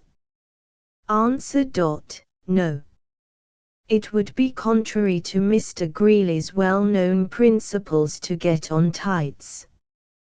Flagrute. Is it correct to say the balance of an army, meaning the rest of it? Answer. Not always. When an army has turned the scale of battle, however, the word balance may be used. Mary Jane. I have embroidered a flag for the Prussian army, and am at a loss for a motto. How would bear and forbear do? Answer. Beer and forbear would be better. There, I should like to see the undertow that would run away with me. A roar from Niagara. Dear Punchinello, having been reminded, by your recent notes on Niagara, that there is a cataract of that name, possessed of height and depth and breadth and volume and other well-known characteristics of a genuine waterfall, I thought I would go and see it for myself. Not that I doubted your statements, which, indeed, are handsomely supported by familiar statistics, but certainly there is a charm in treading the ground once trod by greatness, breathing, well, not the same air, I hope, but some of the same kind, viewing the identical scenes, and being swindled by the self-same parties, that had just occasioned your animated comments. I don't know a charm at all comparable with that of being swindled in the midst of fine scenery, when the funds and enthusiasm still hold out, and the sense of actually getting the worth of one's money is not yet so blunted by transactions calculated to awaken thought, as to have lost the power of increasing one's felicity. That the intelligent lad who drove me was in league with every one of the parties who were stationed here and there with the sole apparent purpose of receiving 50 cents from visitors, I was loath to believe, though nothing could have been plainer, if one had happened to think of it from the start. Is it not funny, the way they serve their Congress water at the Cataract House? They put a big lump of ice in a tumbler, take a bottle from a shelf, pour the warm, stale fluid, tasting like perspiration, as one might fancy, into this glass, and expect you to wait till it has grown cool enough to be palatable. Well, if you wait, you lose what little life there is left in the stuff, and if you don't, you'll be sorry you hadn't done so. One may say, you needn't have ordered any Congress water. Very well, but why not, provided I liked it? The clerk said they kept Vichy, also, but I learned they were out. I wish they had been out of Congress too. All right, said I shall enjoy my breakfast all the more, for I know that will make amends. And it did. The salmon trout was dry, as usual, but that breakfast was a good thing. I enjoyed it, and my 2 niggers and my New York paper of day before, for which I paid a cute-looking boy in the hall 10 cents, on my way to breakfast, and was happy. Not, my dear P, till I reached the other side and had been inveigled into the Museum Hotel, and persuaded into those vile wrappings of oilcloth, with the ponderous rubbers over my thick boots, and had stood around for some time, awaiting the pleasure of the very leisurely guide, sweating at every pore, or nearly every one, for there are several millions, I believe, and I so hate exaggeration, and trying to evade the glances of the amused bystanders, did I begin to realize the enormity of the imposition that had been practiced on me. Just fancy yourself, Mr. Punchinello, in such a costume, taking a seemingly interminable walk in a hot sun, down ever so many steps, encased in those nasty articles of gear, in the company of several other helpless unfortunates, wishing with all your might yon were already there. But the grandeur and glory of the adventure will console me, I murmured. Grandeur be hanged. A fig for the glory.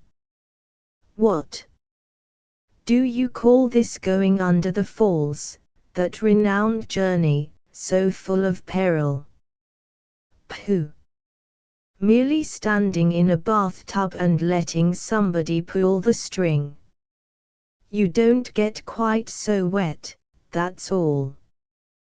Where's the danger, where's the glory of merely stepping under a little spurt from one end of the falls, with plenty of room to stand, and no darkness, no mystery, no nothing. Nothing but an overwhelming sense of being a cussed fool, and a simpleton, and a stupid, and a dunce. Oh, the going back, after that. In the same loathed costume, inwardly justifying the laughter of the knowing loungers as you ascend among them, and cursing yourself as the chief among 10,000 ninnies, the one altogether idiotic. Except for this enormous swindle, dear P., I should have enjoyed Niagara, and Niagara would doubtless have enjoyed me.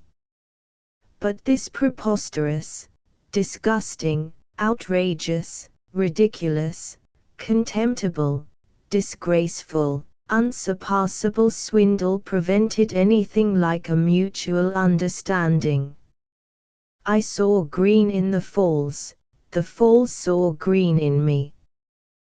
The falls kept coming down, I had already come down, with my dollars, and, in fact, was perpetually descending, with sums varying from 25 cents to $4.50. My sole object, friend Punchinello, in addressing you on this subject, is to beg and beseech that you will warn the too credulous and too generous public against this unmatchably atrocious swindle of going under the falls. It is too much for proud humanity, Mr. P. It is crushing. It is withering. It is annihilating. What? Annex this fraud? Never, never. Tupman. The possible why? Aviti. The personal feeling against the French Emperor, so often displayed in the columns of the Tribune, has frequently been a subject of comment. Nevertheless, it is easily accounted for. As Louis Napoleon is said to detest ham, ever since he was incarcerated in the fortress of that name, so does the Honorable Horace Greeley detest him, ever since he, H.G., was arrested in France for some offense, real or imaginary, which we cannot now recall to mind, and thrown into prison at Clichy. And to this, also, may be traced the celebrated bon mot of Mr. Greeley, who once remarked, on a festive occasion, that ham was afflicted with trichinosis when it had Louis Napoleon in it. A hint for excursionists. On account of the present nauseating condition of New York Bay, owing to the awful nuisance, no prudent voyager should seek to stem its feculent tide unless provided with something to take. An intelligent correspondent suggests that brandy would be about the thing, but that it should be labeled Bay Bum. A military opinion. The Prussian center of which we hear so much just now, ought to be permanently established at Cologne, which place has been, in feet, the center of the world for generations past. Book notice. Life of Charles Dickens. By E. Shelton Mackenzie, LL.D., Philadelphia, T. B. Peterson and Brothers. In this volume of 484 pages, Dr. Mackenzie brings before his readers a very full and interesting compilation of facts relating to the career of the great novelist. Besides these, the volume contains a number of characteristic articles from the pen of Dickens, published, originally, in All the Year Round, some of which are of recent date. The book is embellished with a portrait and autograph of Dickens. Extraordinary bargains. A T. Stewart and Company respectfully call the attention of their customers and strangers to their attractive stock of summer and fall dress silks, at popular prices. Striped, checked and chine silks, in great variety, $1 to $2 per yard, value $1.50 to $3 plain foulard, $1.50, value $2 per yard. 24-inch black and white striped $1.75, value $2.50. Striped satins, $1.25, value $2. Plain and striped Japanese, 75c, and $1 per yard. Rich white and colored dress satins, extra quality. A choice line of plain grains, for evening and street, $2.50 to $3, value $3 to $3.50 per yard. A few extra rich satin brocade silks, American silks, black and colored, $2. Job lot of medium and rich silks. Great bargains. A complete stock black silks, at popular prices. Plain and striped gaze de Chambéry, Alexandre Best kid gloves, and C. Broadway, 4th Avenue, 9th and 10th Streets. Punchinello. The first number of this illustrated humorous and satirical weekly paper was issued under date of the 2nd of April, 1870. The press and the public in every state and territory of the Union endorse it as the best paper of the kind ever published in America. Contents entirely original. Subscription for 1 year, with $2 premium, $4 6 months, without premium. 2.003 months. 1.00 single copies mailed free, for 10 we offer the following elegant premiums of L. Prang and Company's chromos for subscriptions as follows: a copy of paper for 1 year, and The Awakening, a litter of puppies. Half chromo. Size 8-3/8 by 11-1/8, $2 picture, $4 a copy of paper for 1 year and either of the following $3 chromos, Wild Roses. 12-1/8x9. Dead Game. 11-1/8x8-3/8. Easter Morning.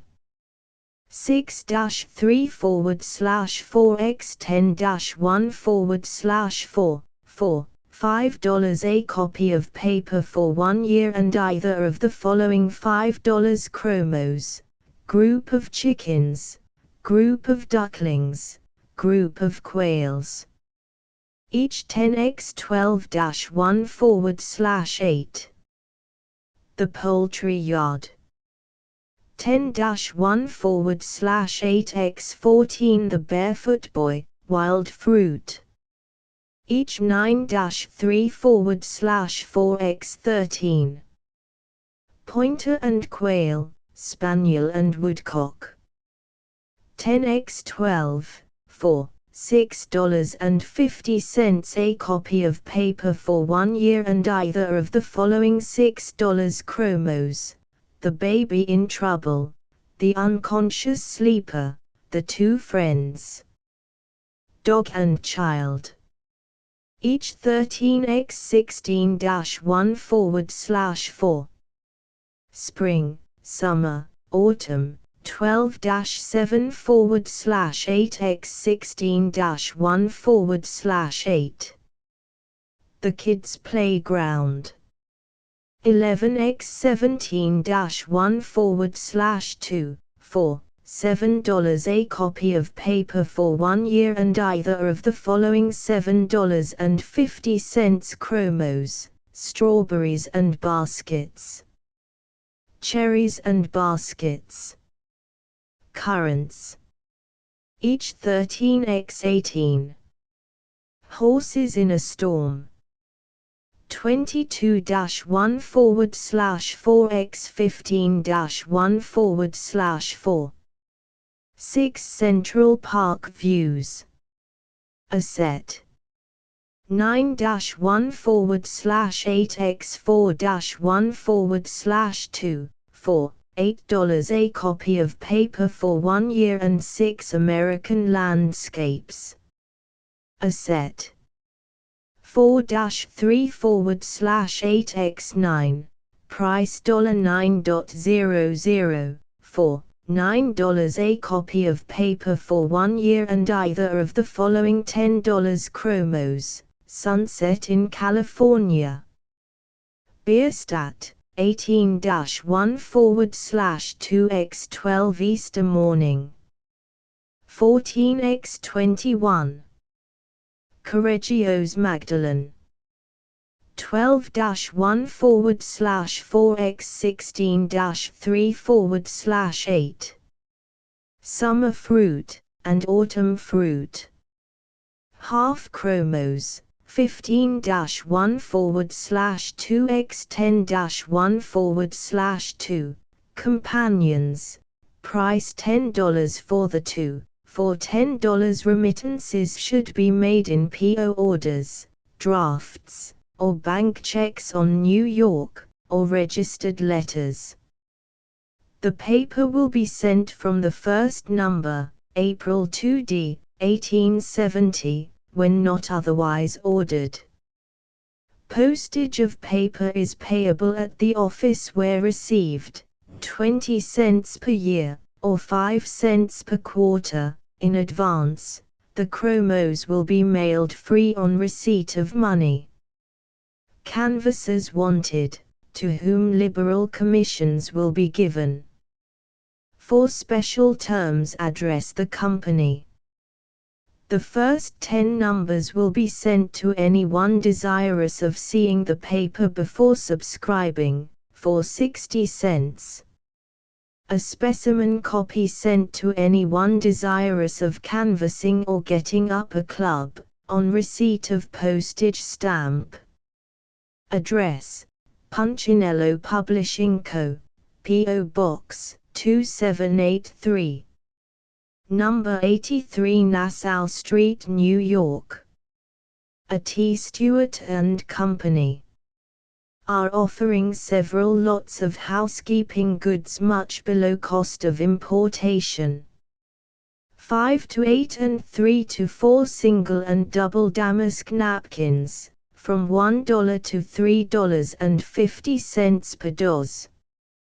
Damask tablecloths, all sizes, from $1.50 to $2.75 each.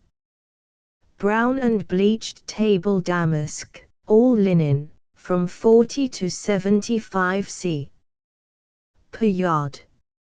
Linen sheeting, from 60 to 90 c. per yard. Pillow linens, from 30 to 70 c. per yard. Linen sheets, for single and double beds, at $2.50 and upward. Fringed huckerback towels, $1 per dozen and upward. Bleached huckerback towels, 12 1 to 2 per yard and upward. Excellent kitchen toweling. In 25-yard pieces, $3.25 per piece. Several hundred pieces linen nursery diapers, various widths, at $1 per piece below current prices. Marseilles quilts and blankets, at low prices. Attention of house and hotel keepers is invited. Broadway, 4th Ave, 9th and 10th Streets. Dodd's landlady is very lavish of fly paper and, as Dodd never knows where he puts himself or his hat, the result is rather amusing.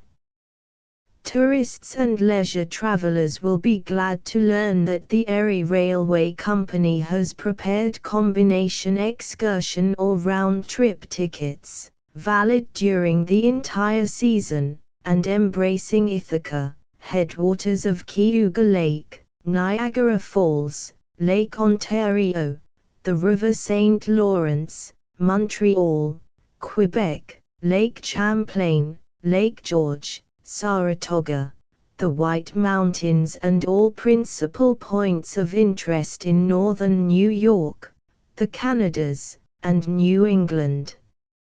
Also similar tickets at reduced rates, through Lake Superior, enabling travelers to visit the celebrated Iron Mountains and copper mines of that region. By applying at the offices of the Erie Railway Company, numbers 241, 529 and 957 Broadway, 205 Chambers Street, 38 Greenwich Street, Cor. 125th St. and 3rd Avenue Harlem, 338 Fulton Street Brooklyn, depots foot of Chambers Street, and foot of 23rd Street, New York, number 3 Exchange Place and Long Dock Depot, Jersey City, and the agents at the principal hotels. Travelers can obtain just the ticket they desire, as well as all the necessary information. The Printing House of the United States. Geo.F. Nesbitt & Co., General Job Printers, Blank Book Manufacturers, Stationers, Wholesale and Retail, Lithographic Engravers and Printers, Copperplate Engravers and Printers, Card Manufacturers, Envelope Manufacturers, Fine Cut and Color Printers. 163, 165, 167, and 169 Pearl St. 73, 75, 77, and 79 Pine St., New York. Advantages. All on the same premises, and under immediate supervision of the proprietors. Prang's latest publications, Wildflowers, Waterlilies, Chas. Dickens. Prang's chromos sold in all art and bookstores throughout the world. Prang's illustrated catalogue sent free on receipt of stamp. Punchinello. With a large and varied experience in the management and publication of a paper of the class herewith submitted, and with the still more positive advantage of an ample capital to justify the undertaking, the Punchinello Publishing Co. of the City of New York presents to the public for approval the new illustrated humorous and satirical weekly paper, Punchinello, the first number of which was issued under date of April 2. Original articles, suitable for the paper, and original designs, or suggestive ideas or sketches for illustrations, upon the topics of the day, are always acceptable and will be paid for liberally. Rejected communications cannot be returned, unless postage stamps are enclosed. Terms: 1 copy per year, in advance, $4 single copies. 10 a.m. specimen copy will be mailed free upon the receipt of 10 cents. 1 copy, with the Riverside Magazine, or any other magazine or paper, price, $2.50, for 5.501 copy, with any magazine or paper, price, $4, for 7.00 all communications, remittances, etc., to be addressed to Punchinello Publishing Co., No. 83 Nassau Street, P.O. Box 2783. New York. The Mystery of Mr. E. Drood. The new burlesque serial, written expressly for Punchinello, by Orpheus C. Kerr, commenced in number 11. Will be continued weekly throughout the year.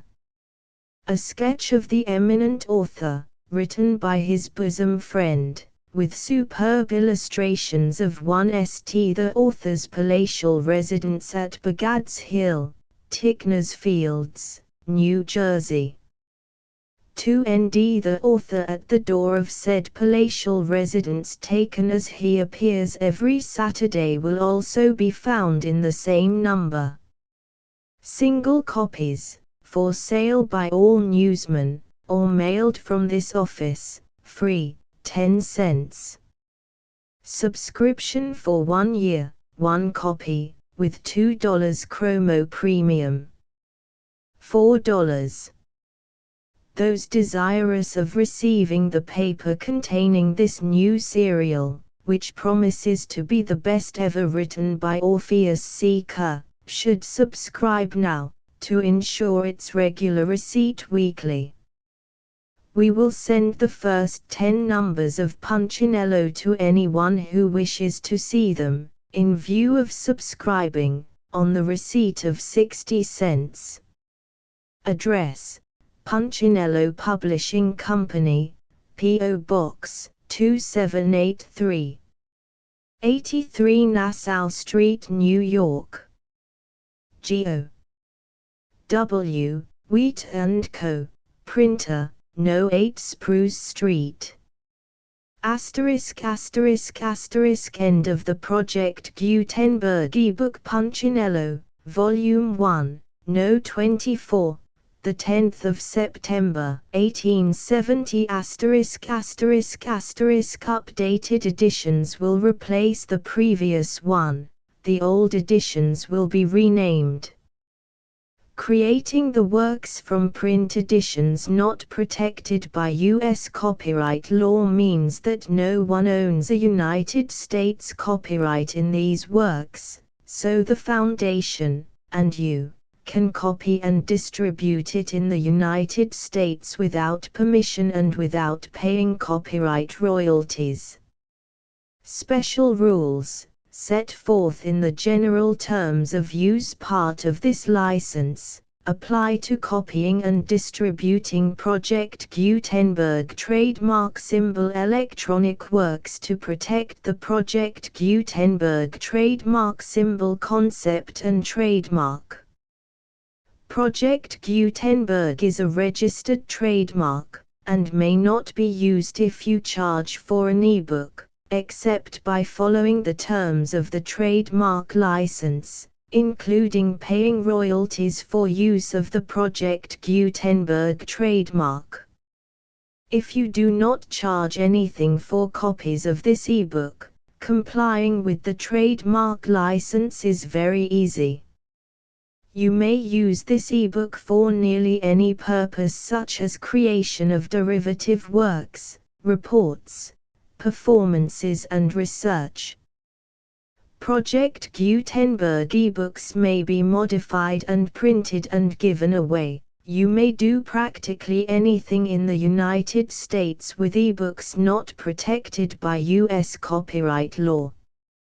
Redistribution is subject to the trademark license, especially commercial redistribution.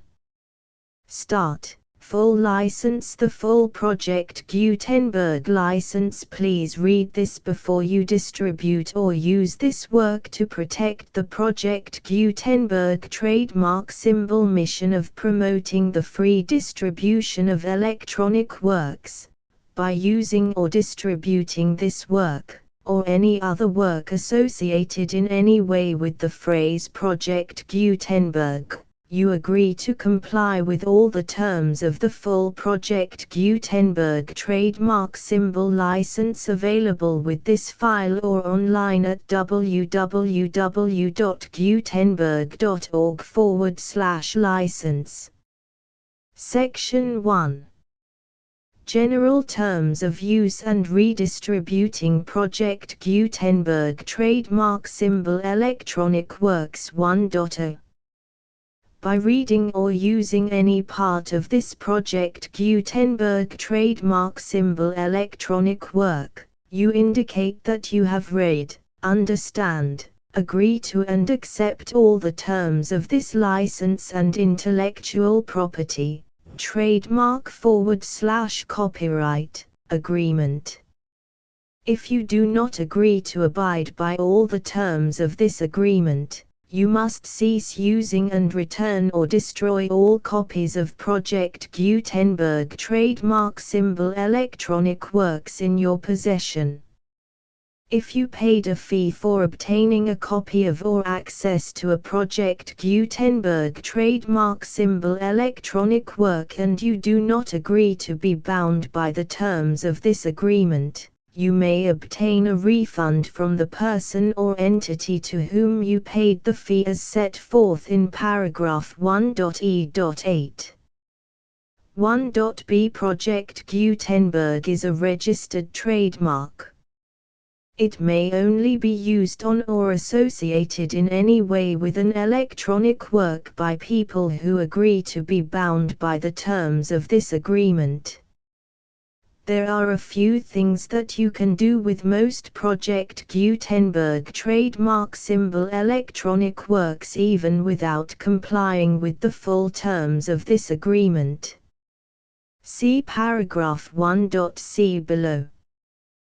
There are a lot of things you can do with Project Gutenberg trademark symbol electronic works if you follow the terms of this agreement and help preserve free future access to Project Gutenberg trademark symbol electronic works.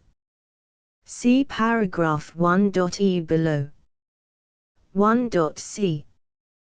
The Project Gutenberg Literary Archive Foundation, the Foundation or PGLAF, owns a compilation copyright in the collection of Project Gutenberg trademark symbol electronic works.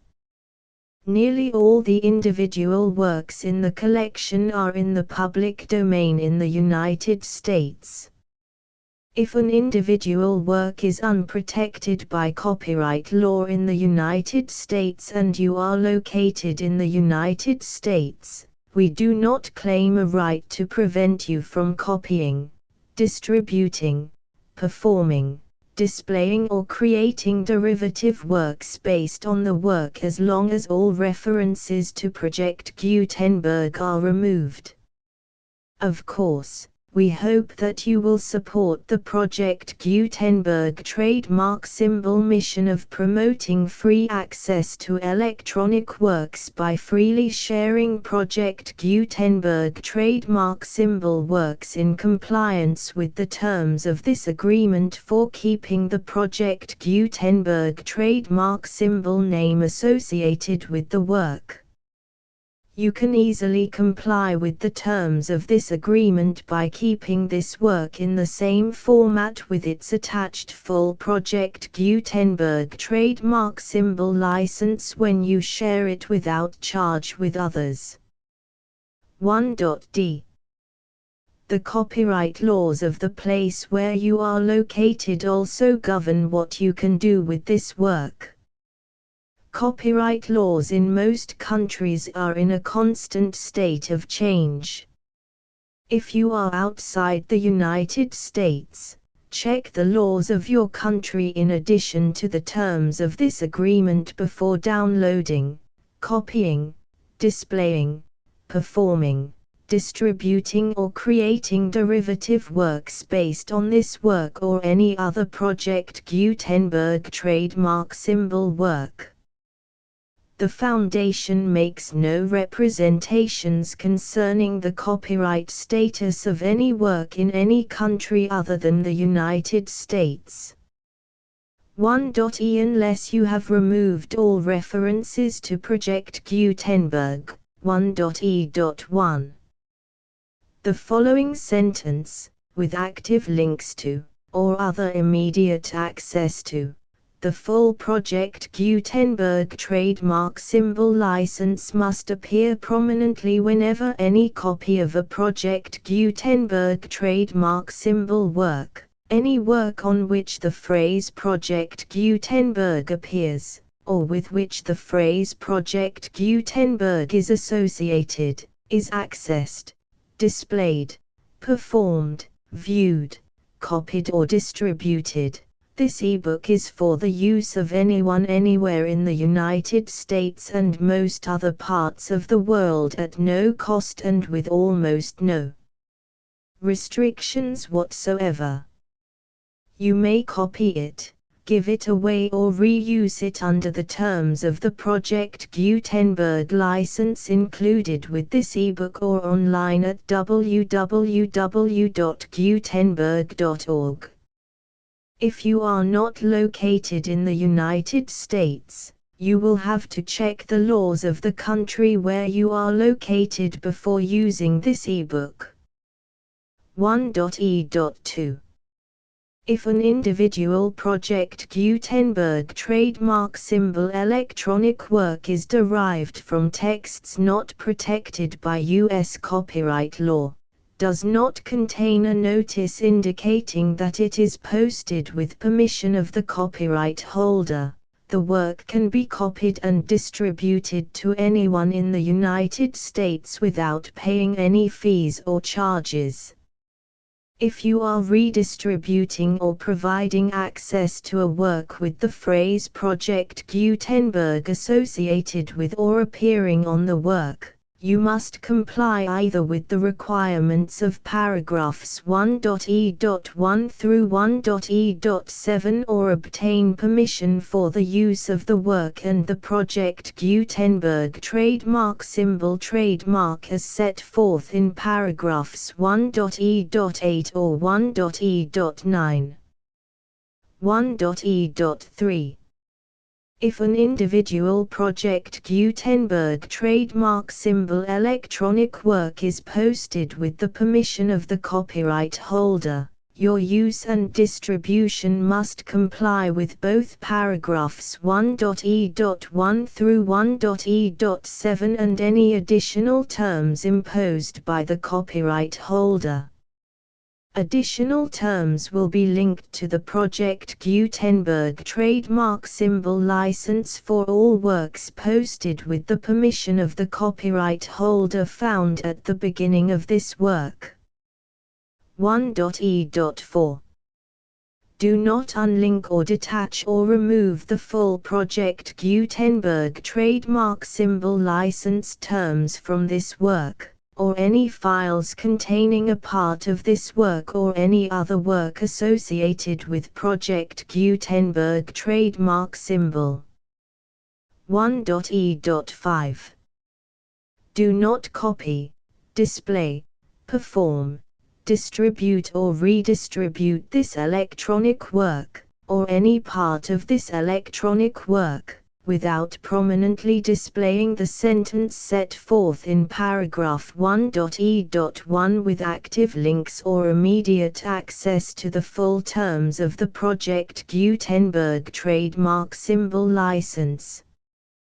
1.e.6 You may convert to and distribute this work in any binary, compressed, marked up, non-proprietary or proprietary form, including any word processing or hypertext form.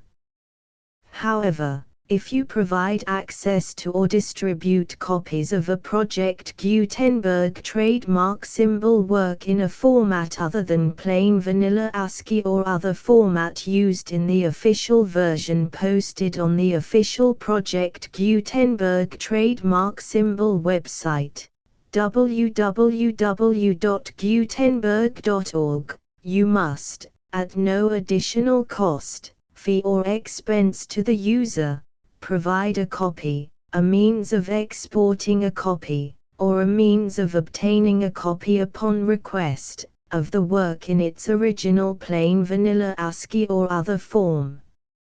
Any alternate format must include the full Project Gutenberg trademark symbol license as specified in paragraph 1.e.1. 1.e.7.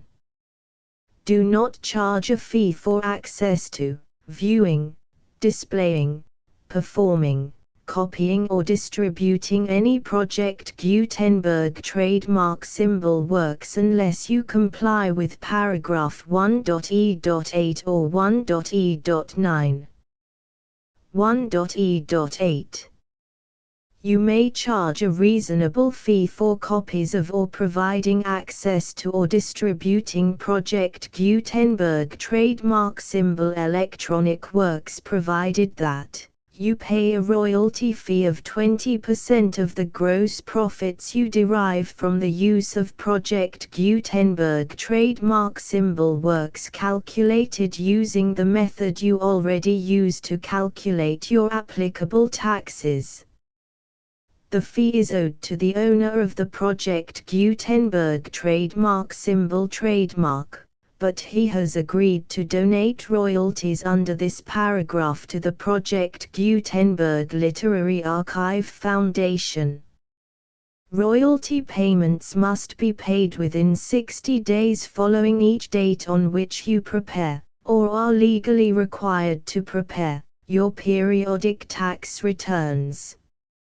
Royalty payments should be clearly marked as such and sent to the Project Gutenberg Literary Archive Foundation at the address specified in Section 4. Information about donations to the Project Gutenberg Literary Archive Foundation. You provide a full refund of any money paid by a user who notifies you in writing, or by email, within 30 days of receipt that he does not agree to the terms of the full Project Gutenberg trademark symbol license. You must require such a user to return or destroy all copies of the works possessed in a physical medium and discontinue all use of and all access to other copies of Project Gutenberg trademark symbol works. You provide, in accordance with paragraph 1.f.3, a full refund of any money paid for a work or a replacement copy, if a defect in the electronic work is discovered and reported to you within 90 days of receipt of the work. You comply with all other terms of this agreement for free distribution of Project Gutenberg trademark symbol works. 1.e.9.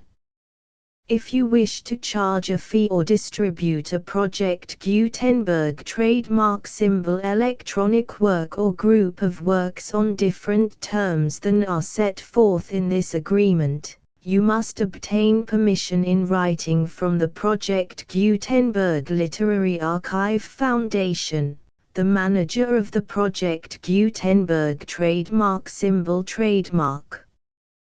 Contact the Foundation as set forth in Section 3 below. 1.f1.f.1. Project Gutenberg volunteers and employees expend considerable effort to identify, do copyright research on, transcribe and proofread works not protected by U.S. copyright law in creating the Project Gutenberg trademark symbol collection. Despite these efforts, Project Gutenberg trademark symbol electronic works, and the medium on which they may be stored, may contain defects such as, but not limited to, incomplete, inaccurate or corrupt data, transcription errors, a copyright or other intellectual property infringement, a defective or damaged disk or other medium, a computer virus, or computer codes that damage or cannot be read by your equipment. 1.f.2. Limited warranty, disclaimer of damages. except for the right of replacement or refund described in paragraph 1.f.3, the Project Gutenberg Literary Archive Foundation, the owner of the Project Gutenberg trademark symbol trademark, and any other party distributing a Project Gutenberg trademark symbol electronic work under this agreement, disclaim all liability to you for damages, costs and expenses, including legal fees. You agree that you have no remedies for negligence, strict liability, breach of warranty or breach of contract except those provided in paragraph 1.f.3. You agree that the foundation, the trademark owner, and any distributor under this agreement will not be liable to you for actual, direct, indirect, consequential, punitive or incidental damages even if you give notice of the possibility of such damage. 1.f.3. Limited right of replacement or refund. If you discover a defect in this electronic work within 90 days of receiving it, you can receive a refund of the money, if any, you paid for it by sending a written explanation to the person you received the work from. If you received the work on a physical medium, you must return the medium with your written explanation. The person or entity that provided you with the defective work may elect to provide a replacement copy in lieu of a refund. If you received the work electronically, the person or entity providing it to you may choose to give you a second opportunity to receive the work electronically in lieu of a refund. If the second copy is also defective, you may demand a refund in writing without further opportunities to fix the problem. 1.f.4. Except for the limited right of replacement or refund set forth in paragraph 1.f.3, this work is provided to you as is, with no other warranties of any kind, express or implied, including but not limited to warranties of merchantability or fitness for any purpose. 1.f.5. Some states do not allow disclaimers of certain implied warranties or the exclusion or limitation of certain types of damages. If any disclaimer or limitation set forth in this agreement violates the law of the state applicable to this agreement, the agreement shall be interpreted to make the maximum disclaimer or limitation permitted by the applicable state law. The invalidity or unenforceability of any provision of this agreement shall not void the remaining provisions. 1.f.6. Indemnity. You agree to indemnify and hold the foundation, the trademark owner, any agent or employee of the foundation, anyone providing copies of Project Gutenberg trademark symbol electronic works in accordance with this agreement, and any volunteers associated with the production, promotion and distribution of Project Gutenberg trademark symbol electronic works, harmless from all liability, costs and expenses, including legal fees, that arise directly or indirectly from any of the following which you do or cause to occur. A. Distribution of this or any Project Gutenberg trademark symbol work. B. Alteration, modification, or additions or deletions to any Project Gutenberg trademark symbol work, and C. Any defect you cause. Section 2. Information about the mission of Project Gutenberg trademark symbol. Project Gutenberg trademark symbol is synonymous with the free distribution of electronic works in formats readable by the widest variety of computers, including obsolete, old, middle-aged and new computers. It exists because of the efforts of hundreds of volunteers and donations from people in all walks of life. Volunteers and financial support to provide volunteers with the assistance they need are critical to reaching Project Gutenberg trademark symbol's goals and ensuring that the Project Gutenberg trademark symbol collection will remain freely available for generations to come. In 2001, the Project Gutenberg Literary Archive Foundation was created to provide a secure and permanent future for Project Gutenberg trademark symbol and future generations. To learn more about the Project Gutenberg Literary Archive Foundation and how your efforts and donations can help, see sections 3 and 4 and the Foundation information page at www.gutenberg.org. Section 3.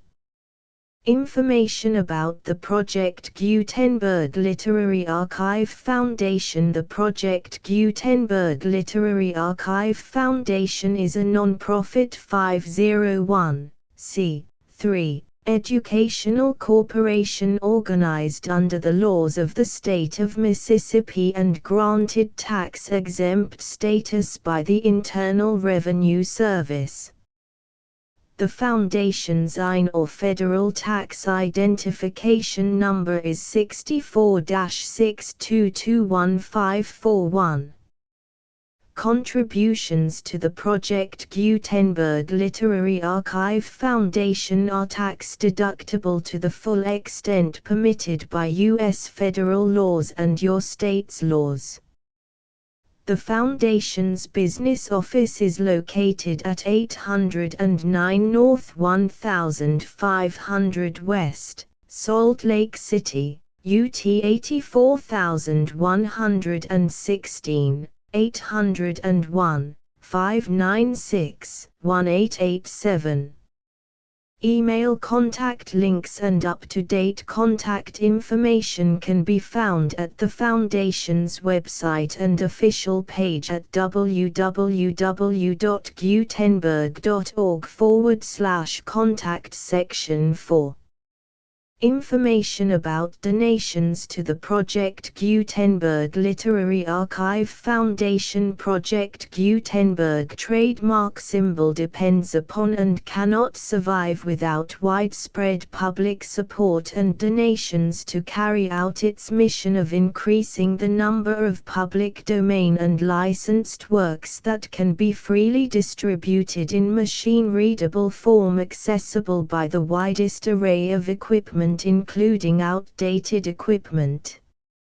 Many small donations, $1 to $5,000, are particularly important to maintaining tax-exempt status with the IRS. The Foundation is committed to complying with the laws regulating charities and charitable donations in all 50 states of the United States. Compliance requirements are not uniform and it takes a considerable effort, much paperwork and many fees to meet and keep up with these requirements. We do not solicit donations in locations where we have not received written confirmation of compliance. To send donations or determine the status of compliance for any particular state, visit www.gutenberg.org/donate. While we cannot and do not solicit contributions from states where we have not met the solicitation requirements, We know of no prohibition against accepting unsolicited donations from donors in such states who approach us with offers to donate. International donations are gratefully accepted, but we cannot make any statements concerning tax treatment of donations received from outside the United States. U.S. laws alone swamp our small staff. Please check the Project Gutenberg web pages for current donation methods and addresses. Donations are accepted in a number of other ways, including checks, online payments and credit card donations. To donate, please visit www.gutenberg.org/donate. Section 5. General information about Project Gutenberg trademark symbol Electronic Works. Professor Michael S. Hart was the originator of the Project Gutenberg trademark symbol concept of a library of electronic works that could be freely shared with anyone. For 40 years, he produced and distributed Project Gutenberg trademark symbol ebooks with only a loose network of volunteer support. Project Gutenberg trademark symbol ebooks are often created from several printed editions, all of which are confirmed as not protected by copyright in the US unless a copyright notice is included. Thus, we do not necessarily keep ebooks in compliance with any particular paper edition. Most people start at our website, which has the main PG search facility, www.gutenberg.org. This website includes information about Project Gutenberg trademark symbol, including how to make donations to the Project Gutenberg Literary Archive Foundation, how to help produce our new ebooks, and how to subscribe to our email newsletter to hear about new ebooks. Punchinello Volume 1. Number 24. Published by the Punchinello Publishing Company, 83 Nassau Street, New York. The full Project Gutenberg license,